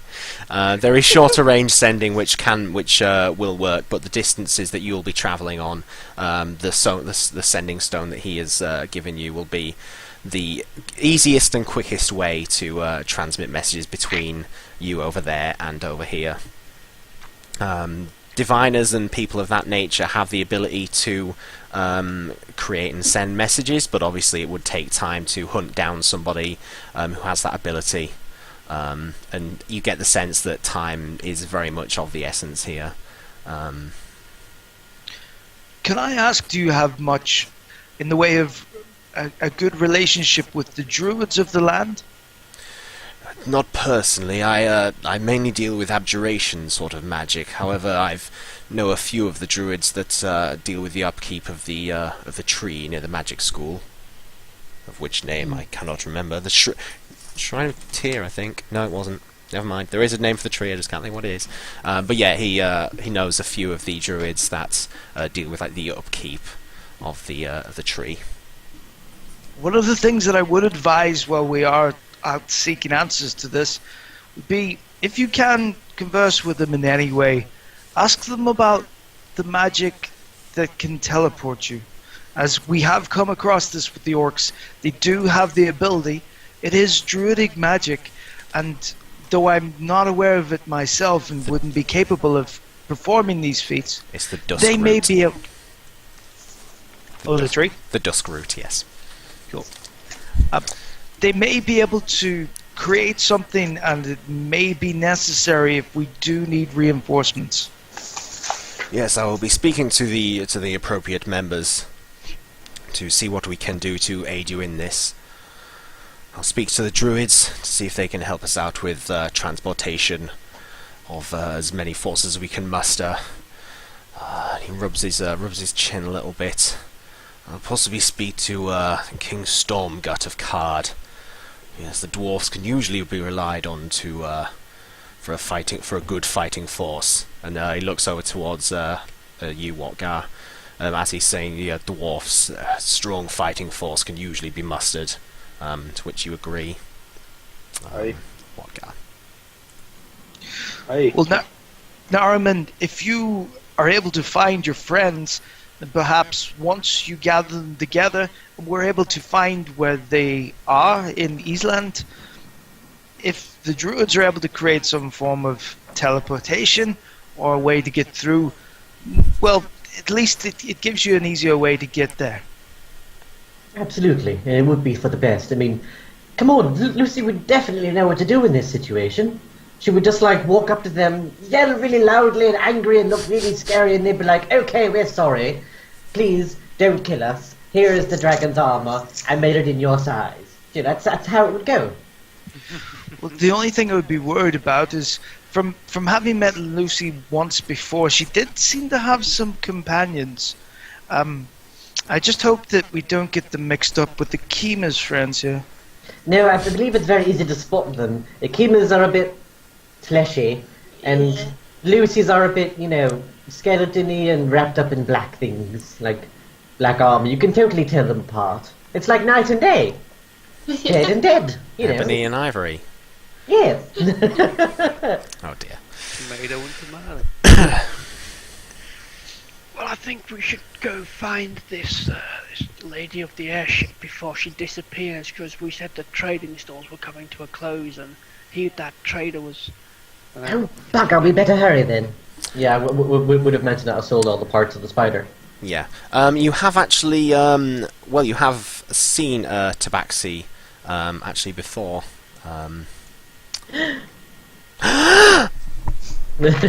Yeah. And I believe you heard the name as well. Jiro mentioned this was the Tabaxi that you saw back in Falkreath. Nice. That was the one that we seen that was being followed by people. Yeah, there was. Had her cards. Yeah, there was 2 guards with her that she had. Yes, you have met Jiro, but well, you haven't met Jiro before, but you've seen her before. We've seen her. Well then. Valkyrie. And did you tell us that the trader was going to Valkyrie? Yeah, the It Gendry said that he would be heading to Falk. Well, he said that within the week he would be there, depending on how much longer he would need to stay here, and how long obviously it would take, because it's a fair travel, a good 3 days travel or so, back to Falkreath, through the jungle and everywhere. Perhaps we should rest here for the night and set off at first light. You know that there is, in the centre of town, there is the Skyport, which you would have seen from most parts of the city, and you would have seen an airship floating around there now and again, and yeah, there was one anchored up there, as you sort of like walking around town. Perhaps we could go to the airport and we could get the ship to Valkyrie. That'd be quicker. perhaps Is that what you meant? Or did you say there was one out of Valkyrie? Well, that would certainly work. However, I'm not quite sure you quite got it. There are a few airships in the world. You know that you're looking for someone who has an airship. There is currently an airship moored at the Skyport. There's a good chance she's here already. There you go. Yeah. What? I don't know whether you noticed, but there's one already anchored here at the Skyport. It just came to me. This is what the You just remember, like, Oh, oh It's pretty yeah, large, yes. yeah. Yes. It's I did for a quite. second think it was Watgar's mother, but now that you mention it, it is probably a ship. That's going in the book. That's going in the book. That's certainly a possibility that Jiro is currently in town. Like I said, if she's there, then it would certainly do good to set off as quickly as possible. If you can set off tonight, that would be brilliant. I think we could just on the airship, couldn't we? Yeah, we could have a bit of a snooze in the air. It sounds like you have a plan. I must see you off, as I have much to attend to, people to see, things Just to one find out. question before you go. Obviously, we know that you're doing this in private. What are you going to tell the Duke? You need to prepare defences in case we fail, but the only way to do that without raising suspicions. I'd like to know what you're going to tell the Duke. I'm going to speak to the rest of the council, the rest of the members of the Council of the Drakeblades. Let them know what is coming. Speak to them, see if I can see what their decisions are. Let them know of what you're currently doing. Make sure that they know what they need to be doing on their ends. And when I know what they're doing, I will pass this on to the Duke. Hopefully, he is young, he is naive, but I'm sure he will listen to me. He will understand that stealth is the key word here. Stealth and time. With that, I stand up and put my hand out on the leg. He shakes your hand as well. Well, let's not waste any more time unless anyone else has any more questions. No, I believe time is of the essence. You should really try to find this Tabaxi lady, and then get on a ship and fly far away. Well, you are. I'm going to try to find Lucy and such. Okay. So, at that, realizing that the conversation has come to an end, he starts leading you up out towards the castle, leaving you at the gate, sort of bidding you farewell, and he starts making his way back towards the castle. You can hear him sort of mumbling and gesturing to himself as he goes away into the darkness, and it is very much the end of night now. It is dark. There are people who have gone round and lit small oil lamps. There certainly don't seem to be as many people around, and the moon is quite bright up in the sky. Well, with that, I'm going to make sure it's not Tabaxi, and I'm literally going to start running towards the skyport just in case that she decides to take off. Sure, yeah. You start making your way over towards the port. Is everyone keeping up as best as possible, or what's everyone else going to want to do? Unless anyone else if anybody else got any other plans that they want to do before they get Yeah, Naraman's gonna head off to the Hunter's Lodge, but as they're walking before that, Naraman is just gonna take a moment to put some things inside of Chester and smack him on the bum to run after the group instead of him. So I'm basically untying him from Naraman. Okay, you sort of start bending them down and putting a few things in. Sort of as you sort of say your goodbyes, there's definitely a little bit of a close moment as he starts pawing at your robe and things. Starts trying to follow you, but eventually gets the idea that you've got to send him away. I'm assuming you're going to fill in the inventory and then, if you send me a little note or something with everything that he's got in him, or fill it into a Vax sheet probably. And we'll just set it if he follows Vac for now, because that's easy. Okay. So you do that. Who's keeping the deck? Deck? Of many things. Are you leaving that behind? Oh, fair enough. Cool, no worries, that's fine. Cool, so you would give it up last time. would not give it up. Norman would not give that up. Okay, so you start packing your things. You say a quick goodbye to the group? Or anything? Naraman just kind of walks over the Wadgar. Hey, Wadgar dear. Have a good one. Don't die. Hey, good luck finding everybody.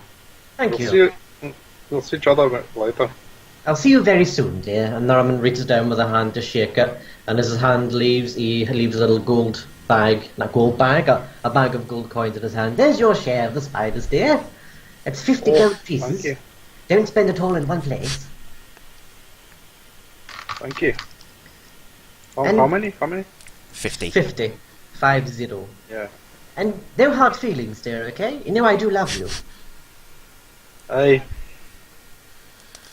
know you care in your strange way. Thank you, dear. Very strange way. Nobody else is there. Well then, it's been great, but I hope to see you all soon. Stay safe, and you should probably catch up to that giant man. He's going to run away soon. This isn't the guards, they probably look quite terrifying. Yeah. I'm a 7.5-foot Goliath bounding through the Well then, all the best, and this isn't goodbye, this is see you later. We'll meet again. And Naraman is kind of pats the head of the kobold. Don't know Just like- when, but I know. Sorry. So you set off towards the hunter's lodge, Yup. leaving behind Vac. So everyone else starts making their way towards the pot.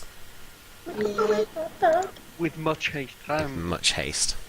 You're just booking it as fast as you can. Yeah, Watgar and actually Vac probably not too much because you're astride Blink Dog, but Watgar, you're struggling a little bit to keep up, and you're fully decked out armor, but you'll make quick pace towards the port, which does seem to be empty. There seems to be a young. It's like Lord of the Rings, where Gimli's always a little bit behind everyone. Yeah, dangerous over short distances, but everything else is a little bit much. You see. God, I'm trying to think who recognises who at this point. So there are one of Jiro's the two that she was with sat on some sort of like a chair, twirling some meat on a small spit. Let me just get my notes about this guy. He's quite a strongly built man, bald head and sort of tattoos on the right side of the face. He's just sort of like twirling this meat. There's a little bit of a glow from a fire pit, and he's very much sort of sat at the edge of the what looks like a lift leading up to the upper portions of this skyport, the skyport. And looking up, you can see the outline of this.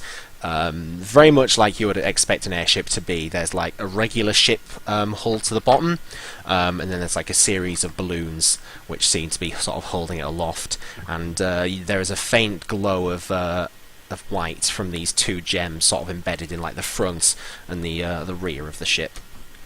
And this gentleman is just turning some meat on a spit. Mike, is that you? Oh, hold on. Just updating my No, notes. Mike. Updating my notes as I make them. The gentleman looks up towards the group. What are you doing down these parts? It's late. You should be in bed, you lot. What are you off in such a hurry? Is that you, Mike? Mike. I don't think I know him, Mike. You looking for trouble, Blue?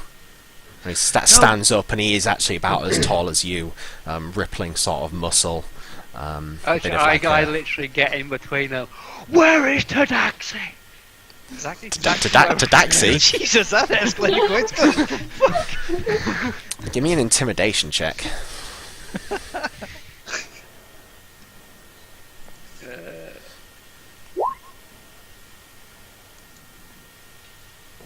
Okay. He so you just sort of rush up to him, grab him by the shirt or something, or Just push up against him. yeah, sure. He sort of almost sort of like goes back with you, and sort of puts his hands up and says, "All right, no need to get rough with me. The Tabaxi, as you should have said, Lady Jiro, she's up top there. What business have you got with my lady?" She, do you know that she owes And a do you debt mind to just the- putting me down? All right, I'm answering your questions. Just Sort of back Yeah. off. Sort of like, Bruff, I don't know bruff. why I got so irate. Which is where is the back? brushes his shirt off a little bit. My name's Redford. And what's your business with Lady Jiro? Do you know that she has a debt to this city of Stragos? Not to my knowledge. What sort of debt? Don't know exactly, but I got told that she has a debt, and to be free of this debt, she has to take us to the island of Islam. And Hold on. And he steps back and makes a series of like knocks and racks against the wooden structure. It definitely seems like he's knocking out some sort of code. She'll be down in a second or so. And he bends down and starts going at his meat, and you hear the sort of the creaking of wood, the clinking of chains as the wooden platform starts to descend.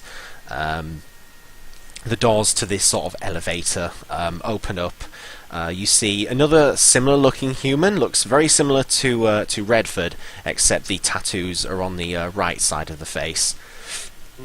Stood next to them, maybe a good couple of feet smaller than Redford. You see a Redford-looking tabaxi.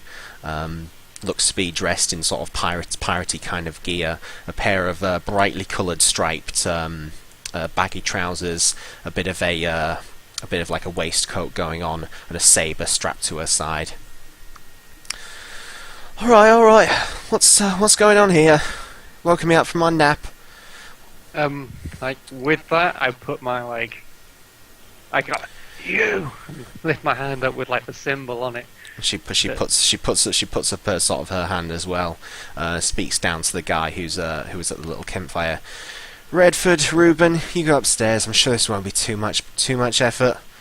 I'm sure it'll be safe. She gives Redford a bit of a kiss on the cheek as the two of them descend up. Now what is it you've going on? She takes your hand. Oh, for the love of that bloody half-orc. Always trying to get me to do his dirty work, he is. What's he asked you to do? He's asked us to go to the island of Islam. And he said you will take us, and if you do, well, when you do, should I say, you will be free from his grasp, so to speak. He will not ask you to do any more. Well, I'd certainly call it a grasp. Oh, got a Snapchat. I'd certainly call it a grasp. What business has he got down in Island? It's just frozen wastelands down there.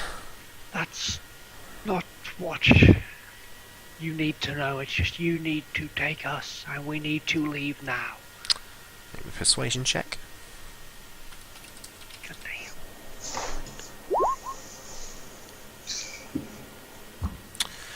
It's alright. Whatever it is, if it gets me off the deck, then it's fine by me.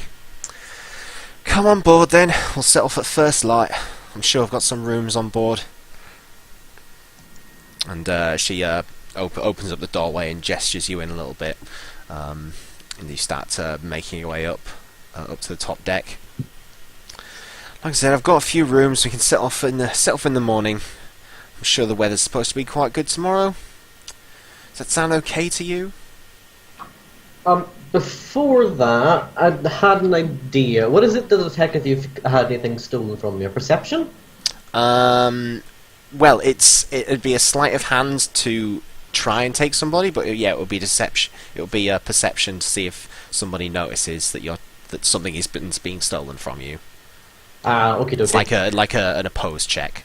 So it's the sleight of hand versus the perception. So this is kind of weird. It's between Norman and Vac. I think I know. Okay. You think you know? I'm Go on. sure I do. Go on. Vac basically was watching and is going to try and steal the deck from him. You Norman wouldn't give it up. But... Cool. Right. Okay. So yeah, if you want to make a sleight of hand check from Vac and a perception from, and I would say a perception with advantage from from Nariman, because you have. Oh. Yep. Well then. I mean, this is acting with yourself at the moment, but Nariman is very much aware that there's a small pair of scaly hands which seem to sort of reach into the pocket where the deck is, reaches down and sort of takes the hand. Well, smacks him on the nose. No! Bad little fairy thing. Bugger off. Smacks the dog in the bum. Yep. Cool. Fair enough. So yeah, that happened. Yeah. Okay, sure. Yeah. So, jumping back forward in time. She shows you takes you down to the hold of the ship. It does have a name. You see sort of emblazoned on a piece of sheet metal. It says the Sky Treader. And she starts explaining that the Sky Treader. This is my baby. I've captained this thing as long as I can remember. Won it in a card game, didn't you know? But if I catch word that you've been making a ruckus on my ship, trust me, it's a long way down. Now I've got some rooms down here. Well, I wouldn't exactly say they're rooms, Is that a but threat? yes, that's a threat, my friend. And trust me, We know do bad. if you We want know my fly. if you want my help, you best be taking good care of my baby. Now I've got a few bit of space down here. We can set out some blankets and some bedrolls and things. It won't be super comfortable, but of course I'll have to make sure I'll have to unload some of this cargo. And as you get down, there are quite a few boxes and crates and things, as I did have a job on. But I suppose if Sildis is going to take me away from, well, you know, that's a story for another time. But if he's going to wipe the slate clean, then I'm sure I can break a contract with some of these chaps one more time. But obviously they'll have to wait till morning. Now I'm sure you guys can have a lovely sleep down here. I'm off up to the captain's quarters, and I'll see you bright and early in the morning. Is Good it night. like I'm going to Sleep upstairs on the brig or whatever you want to call it? Like on the- Basically, she has her own sort of captain's quarters where Reuben and Redford, basically they sleep, and you've been led into the hold of the airship, which is very much, it's a cargo hold. It's not specifically built for the transport of people, but you know it can be sort of manoeuvred, so there is a bit of sort of sleeping space. Okay. Zach just kind of pads over to Kraylin. We leave now? Fly? Yes, well, when you're done trying to steal things from the members of this party, of course. I mean, well, whether you saw that or not is Yeah. It was probably very obvious that Norman told them off. fair enough. Yeah, probably. It was nice. Shiny. Well, We have Corlin. Do we leave now or go shop? We leave. We I say leave? we leave. leave. Well, we're Okay. going. We don't need shops.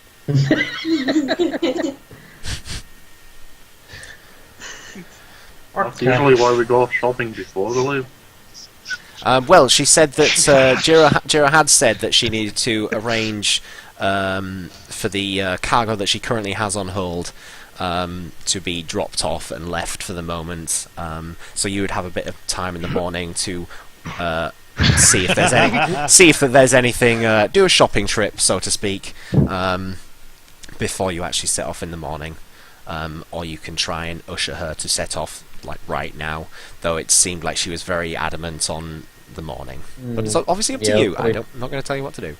Do it in the morning then. Okay. So as it's pretty late, you're all probably fairly exhausted. Is there anything anybody would like to do before they head off to sleep? Or Is anyone hungry? I could knock us up a bit of food before we go to sleep. Maybe she would have left you some meager food behind, but nothing super fancy. Bit hardtack, some jerky. I won't grate us. I'll maybe give some to the captain. Maybe that might sweeten her up a bit. She seems quite uptight. Well, possibly if you'd stop trying to intimidate her and her crew, she probably wouldn't be as uptight. Scary kitty. You mentioned crew. It's kind of interesting to see. You've probably been aboard or heard stories of ships which generally have quite large-looking crews. You've not really seen anybody other than Jiro and the two humans.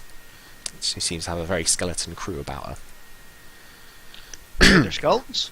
No, I didn't say skeletons. Sorry, it's a skeleton. You bastard! You bastard!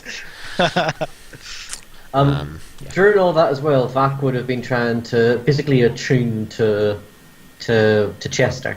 Yeah, that's fine. And Just spend a bit of time. Kind of like going through the items of it, and takes out what looks like the little tube with like a note on it, and it's to Akima. And Vac just kind of pads over like, name, Akima. It's written in like a very flourished kind of like rushed writing, but it's almost like it's trying too hard to be fancy. Like it's got lots of swirls and stuff and kind of gibberish. It's like, Akima dear, I forgot you had your little zombies outside, and I promised I would use this to help you carry them. Don't forget to bring them with you. I think you're rather attached to them. And you might scare the guards if you leave, the dead people outside. Anyway, bye. Kiss, kiss, kiss, kiss, kiss. Love Nariman. Kiss. Yep. Yeah, so you're handed the tube with the portable hole. It also says at the bottom of it as well, just like, it also makes a very good Watgar holder. And you look up at Watgar and like, yeah, it would fit easily.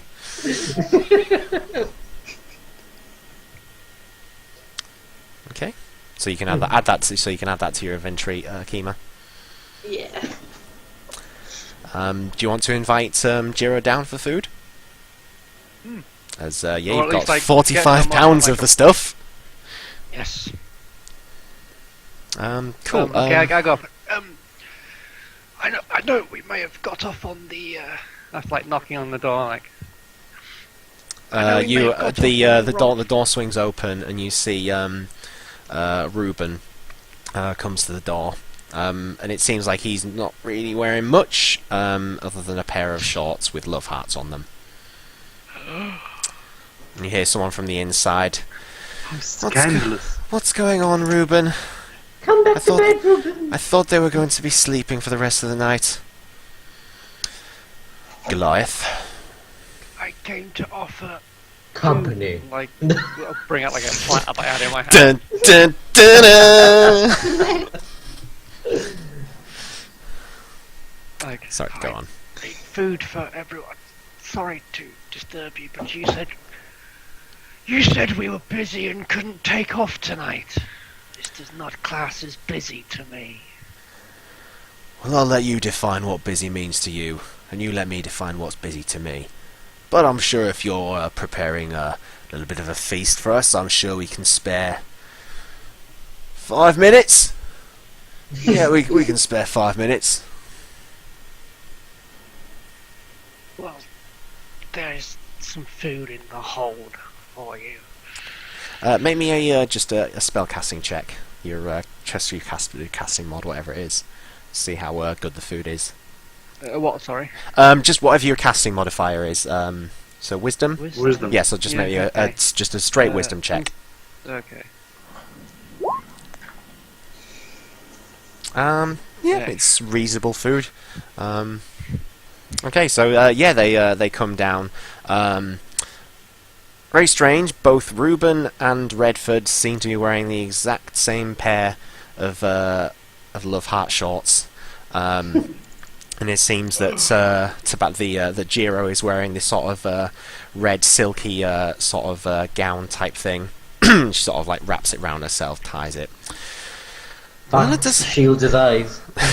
Well, it doesn't look like much, but paying guests, I suppose.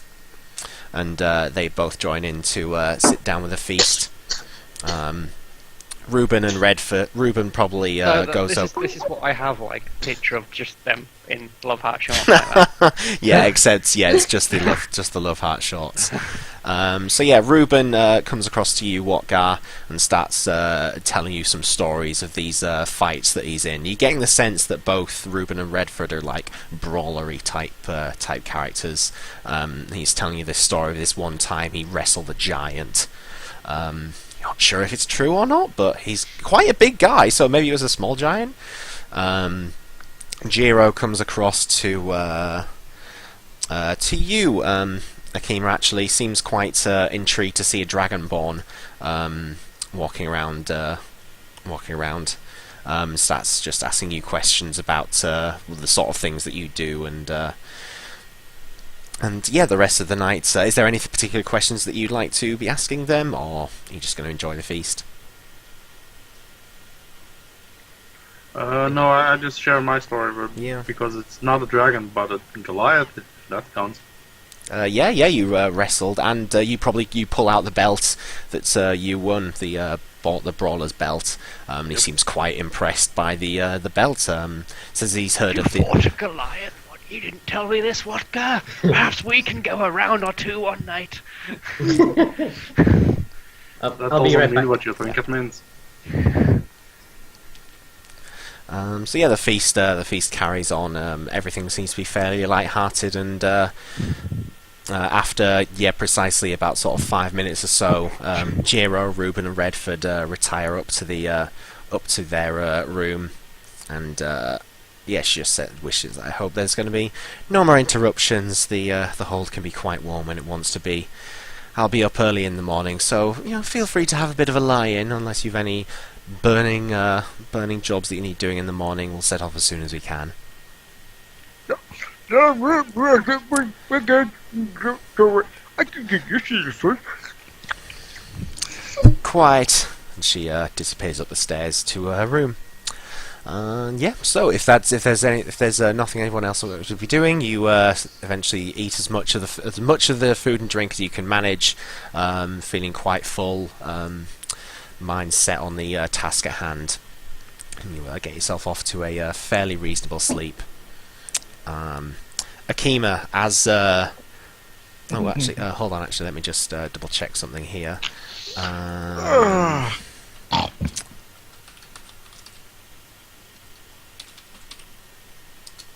Because something might happen.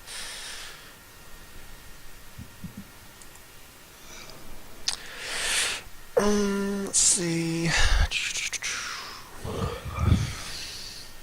Okay. That's fine. So you all get a fairly well rested long rest. So all of your abilities and things get refilled. You wake up in the morning, and you're very aware that around you are some of the crates being lifted out. That they're trying to be sort of fairly quiet as they realise some of you might still be asleep. But it certainly sort of rouses you a little bit, whether you would want to sleep in or not. So, is there anything anyone would like to do in the morning? Akima, you are very much aware that your zombies have been animated for close to 24 hours now. And you know that after the 24 hours, they will then start doing what zombies do best. So, Yes. a recommendation to sort that out. And Vac is already awake and kind of like pacing around the room on top of the dog. On top of the dog? While on the dog. While on the I dog. don't know, that sounds weird. While mounted on It's like the dog. so the dog's walking in It won't get circles, better. and you're sort of pacing on top of the dog. It's very Yeah. strange. It's a very odd thing, just like sleep, big thing, sleep, wake, food, shop, pointy. Yeah. So, Kima, you start full haste. You sort of wake up and you're like, zombies! Oh god! You start making your way down to the front gates. In fact, not knowing it's for zombies, is already trying to run after, going, yes, shop. You get to the gates, and it seems like the guards that were there almost erected a very small sort of fence around the zombies. Like a little child gate around them. Basically, they were. It seemed like they weren't like doing anything. They seemed obviously under your control, but they were still getting a little bit. It's zombies. They're just kind of like stood around watching them to make sure that nothing's going on.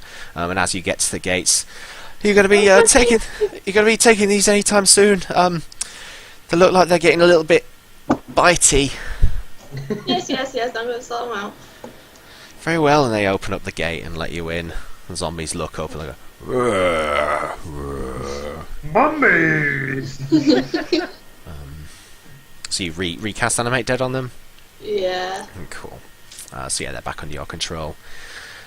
Everybody else, Akima zips off quite quickly, but you've got maybe a couple hours before you have to set off. Is there anything anyone would like to do to prepare for the journey? As you are told that it will probably take you... let me just bring up my map for time, because it is going to be quite a journey.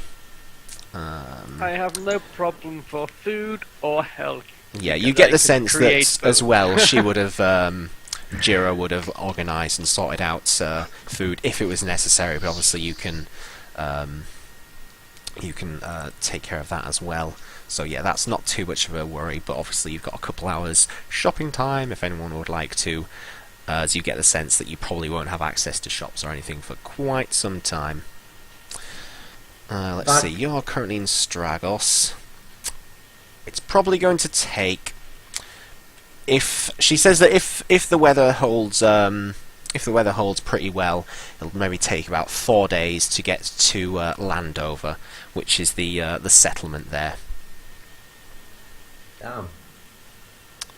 Yeah, that's airship, so regular ship would be a lot slower as well. But yeah, it will take about 4 days straight travel. So, anybody like to do anything in Stragos before? Vac is trying to drag Akima off to where these weird shops are, because he has gold inside of Chester he found. Shop. Buy things! Nice! Very shiny things. Shiny, I'm over behind a tree. Yeah.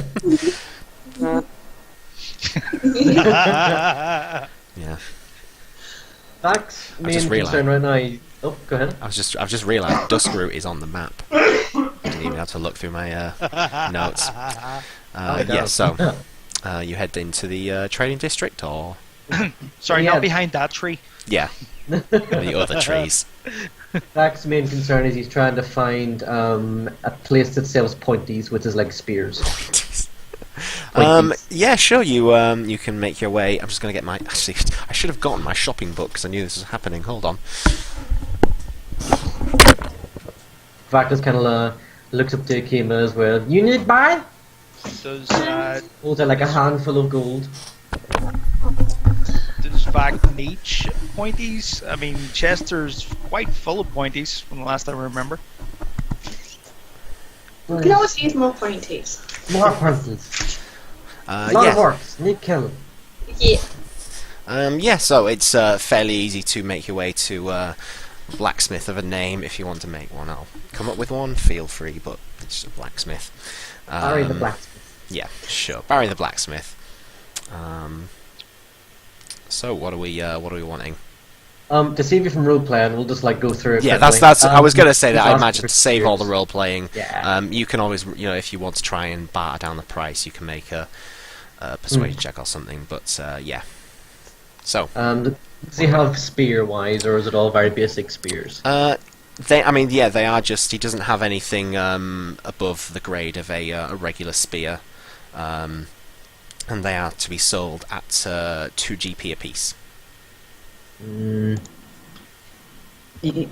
Vac will just kind of hold up his spear and just want to like find anything that's a bit stronger than this thing, or a little bit more interesting, because he's seen weird like weapons. Yeah, before. the one like, everybody I else in the group imagine- seems to have like magical stuff. Yeah, I imagine the one that you've got, Vac, is probably a bit more sort of, the handle is like whittled. The actual Yeah. spear tip is just like a bit of flint that's kind of sharpened over It's like time. all chipped and stuff. Yeah, the it's ones- like it's very bare bones basic that he kind of grabbed. It's Yeah. like it serves a purpose, but it's gonna break. Yeah, I mean, if you wanted to sell that one, he will give you 5 silver for it. But the ones that he makes are a little bit higher grade. He says that they'll last certainly a bit longer than the one that you've got, and are 2 gold apiece. Yeah, I'll take one of his ones. Yeah, sure. Yeah, so that is 2 gold minus 1 for it. What kind of armor does he have? Armor, he has. Let's see. He doesn't have anything particularly heavy. He has. He has a breastplate he can sell you, and then he has a series of just plain leather armor suits. And is the breastplate? I'm trying to find it. That's medium armor. It's medium armor. It's 14 plus your dex, up to a maximum of 2. Ooh, how much does he want that for? He will. He can sell you that for 350 gold. Vac just kind of looks at the hand of gold that he has and the amount, and just kind of takes a few seconds to count it, and just holds out his hand, which is 148 gold. Yeah, for 150, 158 was it? 148. Because I 148. spent 2 gold to buy a spear. Yeah, no, he doesn't have. He has some leather armor suits, but obviously they're a little bit cheaper. He's got some studded leather suits, which he has for 50 gold. And What is the studded leather is do? 12 plus your dex. Oh, I've already got hide armor that's 12 plus dex with the maximum of 2, so that's the same thing. Studded leather is without the. It doesn't have a limit on Limit? it. No, Oh shit! unless okay. unless my book is wrong. Let me just double check that because this could be Studded this leather. could be wrong. What I'm looking at. Oh, no, I'm thinking of, yeah, it says hide, dexterity modifier, max of 2, studded leather, 12 plus dex mod. Yeah. Huh. Yeah, so you can buy a suit of studded leather armor if you want, and that was Yeah, how much was that again? 50 gold. Yeah, I'll buy one of those, yeah. It's cheap as hell. Yeah, I'm still seriously. saving up for mine. Still saving up for that plate mail, man. Jesus, 50 gold? Really? What, for God, your armor? prices are extortionate. It's normally 45 where I buy it. You get the sense that the wares that he have are a little bit higher priced, and with it being quite a popular, like it's the capital of the state. It's kind of, London prices. They're always going to be, up the north you pay £2.50 for a pint. Down there it's a £5. Yeah. So yeah, you are paying a little bit more, but you can try and work him down if you want to. No, I think it'll be fine. He's happy with what he has. He, Yep. just in the middle of the opener, just like starts stripping down and changes into his armor. he's got changing rooms for just such an occasion. No, he's just doing it right in front of him. Fair enough. He doesn't care. He doesn't know any better. The blacksmith is very confused and kind of tries to usher you off to a side, realizing he can't, and just like, okay, I'm going to go into the back and deal with some things. Has he left? Is there nobody else there? Well, he's gone into the back. There's another person who seems to be sort of fingering through this sort of barrel of swords and things. Is he like a customer? Looks over and notices that you're changing like in the middle of the room, and kind of like, okay, Yeah. no, not dealing with that. Yeah, looks like a customer. Vac just kind of turns the Akima and to see like a very familiar twinkle that you used to see like in Naruto, just like the I'm up to something nasty kind of thing. Just kind of like grins a little bit. Just be quick about it.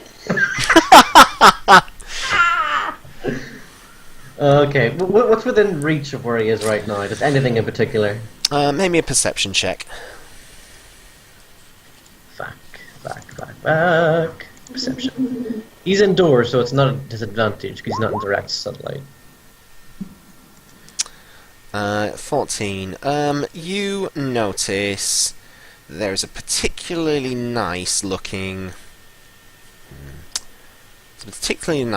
flail, which seems to be just maybe not quite well attached to the wall as your nimble fingers might be able to make it out of it.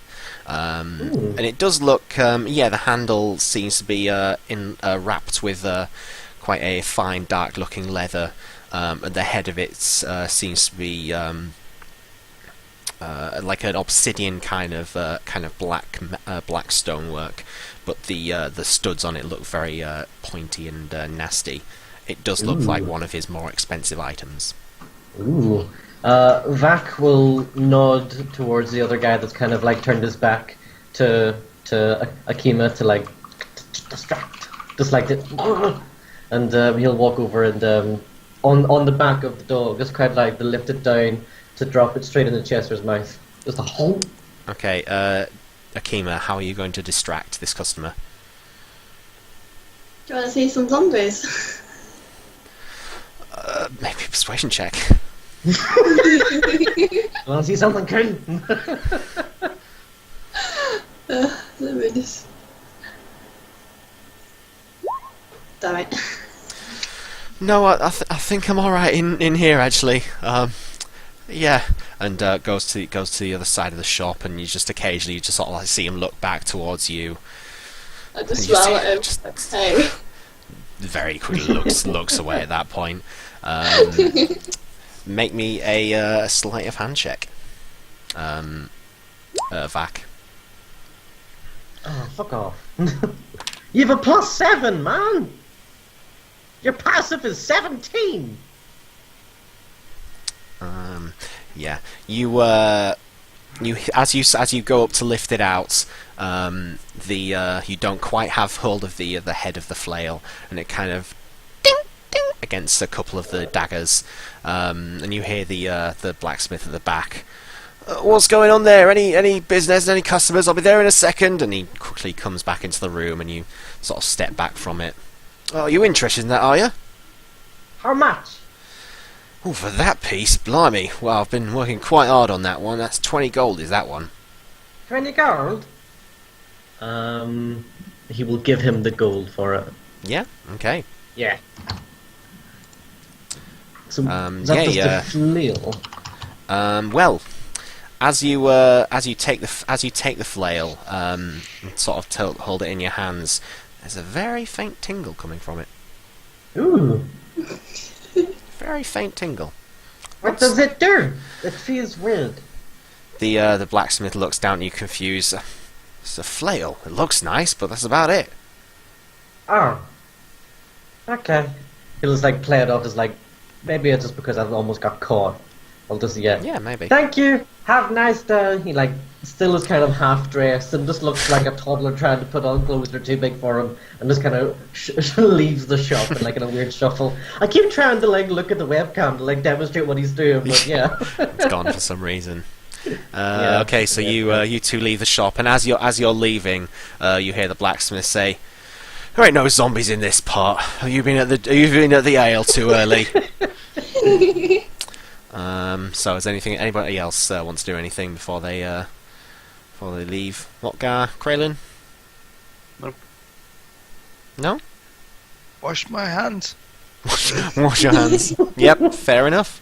Okay, so you sit around the ship for a little bit, and wait around for time to pass. And Jiro informs you once you've all collected on board the ship that everything is sorted. Everything should be good. We'll set off as soon as possible if everyone's ready. And with that,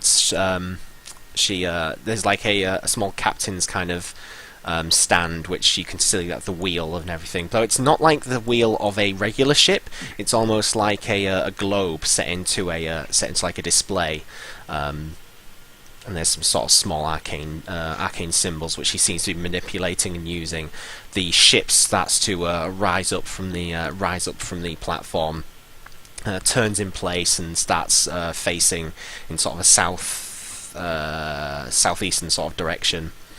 There's a small sort of shudder of a jolt as the ship kind of just moves forward, sort of slaps against the wood. Come on, you can do this. We've done this billions of times.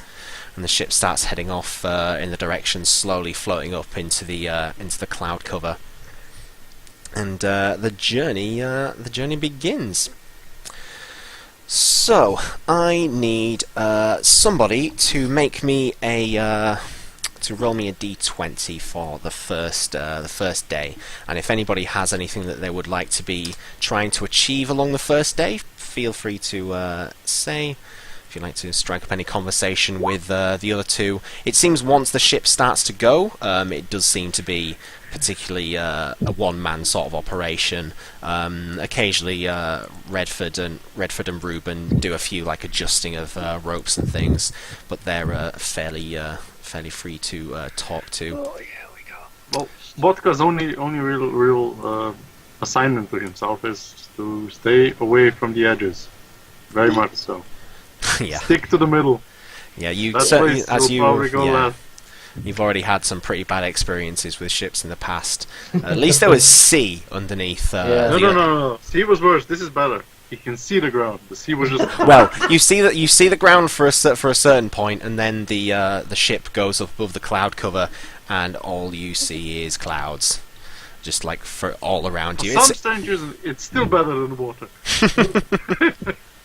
But he is not hugging the mast at least. But Yeah. But he is still not very comfortable. Oh. Vac is in the middle of the room that they were sleeping in the night before, just like looking at the flail. Probably with like a chemo where he's like, look, weird. You like hold your hand out to tingle, tingle. Sparkle. You take the flail in your hand, and yeah, there definitely seems to be some sort of tingling nature, which apparently the blacksmith wasn't aware of. Can I do a Arcana check on it? Yeah, sure, you can give me an Arcana check. 25. You get the sense that there is not a super powerful magical enchantment on this, but certainly there is certainly some a magical nature to this, whatever the object, that whatever it is. But you think you'd probably need to spend time attuning to it over a short rest. Yeah. What am I There's a doing? little magic on it. Pretty. Yeah, so Vac will just attempt to, like, not knowing to him, like, he doesn't know he can attune to it, he's gonna just try and, like, make it work. He's gonna, like, just hold it and swing it about a couple times. Okay, Basically yeah. just gonna try to attune to it. You start attuning to it, and this is a simple +1 flail. Ooh, neat. So +1 to your attack and damage rolls. Ooh. The flails are... Are +1 weapons? You need to attune to the +1 weapons as well. I know that. I think you do. I could be mistaken. I'm not sure. That's why. I mean, It's too simple to be attunable. That's what I mean. Just off the top of my head. yeah, no, you could probably be right then. So yeah, we'll readjust that. Yeah, it's But considering he doesn't have a magic item, it's irrelevant. yeah, I I'm think thinking it's still. yeah, I think it's it's more if there's some sort of slightly bigger element to it, enchantment of some sort. Hold on a second. Oh, is a flail a heavy weapon? Yeah. No, it's a normal weapon. No, I think they I are was gonna normal say, weapons, because then yeah. you have disadvantage because he's small. No, it's not a heavy weapon. It's just it's a one-handed D8. Nice. But But it obviously is it's a strength, I obviously. checked, yeah. but it's a martial weapon. But since you're, it doesn't have versatility or finesse or anything like No, that. it's just a straight D8 strength weapon, +1 So, like, to +1 to attack and damage. After, like, inspecting it and figuring out how it works, he just kind of flails it around, as the name implies, and just kind of loses his balance and just very dejectedly just, like, puts it on the floor and pads away from it. Not man, it really too... No, bad. Can't lose. Fair enough. Yeah, no, so what did you roll? It was an 11. Yeah, the first day seems to go fairly uneventfully. The Reuben and Redford seem a little bit sort of reluctant to talk to any of you. They seem to sort of just be adjusting things, going over checklists, making sure everything's alright. At one point, the three, Reuben and Jiro and Redford, do disappear down into the sort of the captain's quarters, and anybody that will be sort of reasonably close, you do hear like the of a lock for 20-30 minutes. And then come back. I don't know what's going on. But yeah. And throughout that little half an hour, Vac would be going around everybody else in the group, just like offering them the flail. Like, want? Take? Lose? No? Vodka would probably have a little swing or two to see if it works for him. To like hand you the flail. Yes. This seems like a good weapon. It's not quite an axe, but you certainly get the sense that if you hit, it's going to be can cause some damage. Hey, Not really for me. He holds up like his spear. It's like, I prefer stab. mind if I borrow it for the time being? Yeah. Good, thank you. And he like trots off, and the little dog gives you like a slight lick on the face, like, oh, and pads away. Good. Seems like a good weapon. Tinsley. Aye. This is such a weird character to play compared to Naraman. Yeah. I'm just adjusting things. Never mind me. If it's anything like armor +1, it doesn't require attunement. Right, fair enough. Yeah, you're probably right with the. It's just if there's like a major enchantment on the thing. Yeah, it needs to be something bigger. Just +2 is usually insufficient. Or +1 or +4. Yeah. Just simple pluses that don't apply. Fair enough. Cool. So yeah, the first day goes fairly uneventfully.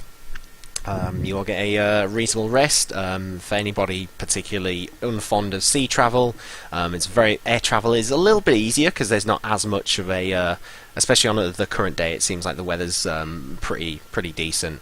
The ship doesn't seem to be rocking backwards and forwards too much. And you wake up the second day.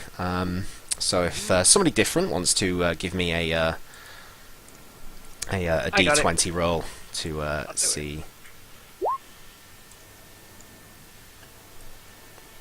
14. Okay. Yeah, Dax. You're strolling around about the ship one morning. You fall overboard. You fall overboard. No, you stroll about the ship one morning, and off to give me a perception check. Okie dokie, Joe. Okie dokie, Smokey.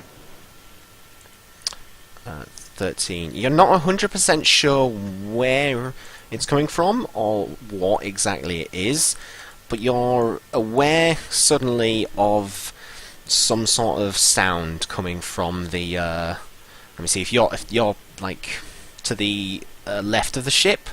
I can't remember what that side of the ship's called. Like if the ship is like the front of the ship that way, it's coming from this direction. You think on the left side? Let's yes, just be the left honest. side. It's the left side. Yep.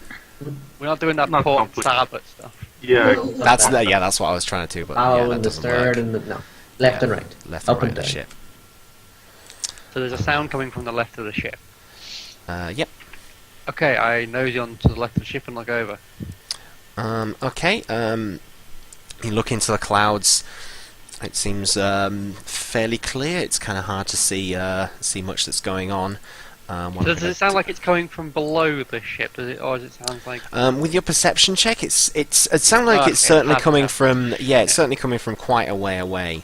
But whether it's like above the ship, below the ship, Is there like how far anyone away it is. around me?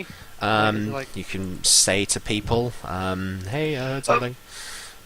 I heard something to our left. I can't quite tell if it's below or above, but there's definitely something around here. I can't see it. I've had a look. Oh, that Please, anyone else? That ship Have looks a look. familiar. Yeah, you can arrange yourselves on the ship there as you want. So I'm going to be like here, looking over the left. Just makes sense.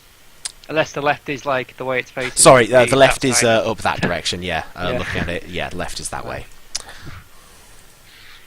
I'll just delete Tam for now. Turn myself around. Is he now facing outwards? What do you see? Or what do you hear? There's some sort of noise. I can't quite make out what it is, but as we're rather high up and we should be the only ones here, hearing something else is quite worrying. Look, it's Narrowman. He's right here next to us. You see something flying past on a magical With that, carpet. I'm gonna get ready to like cast a spell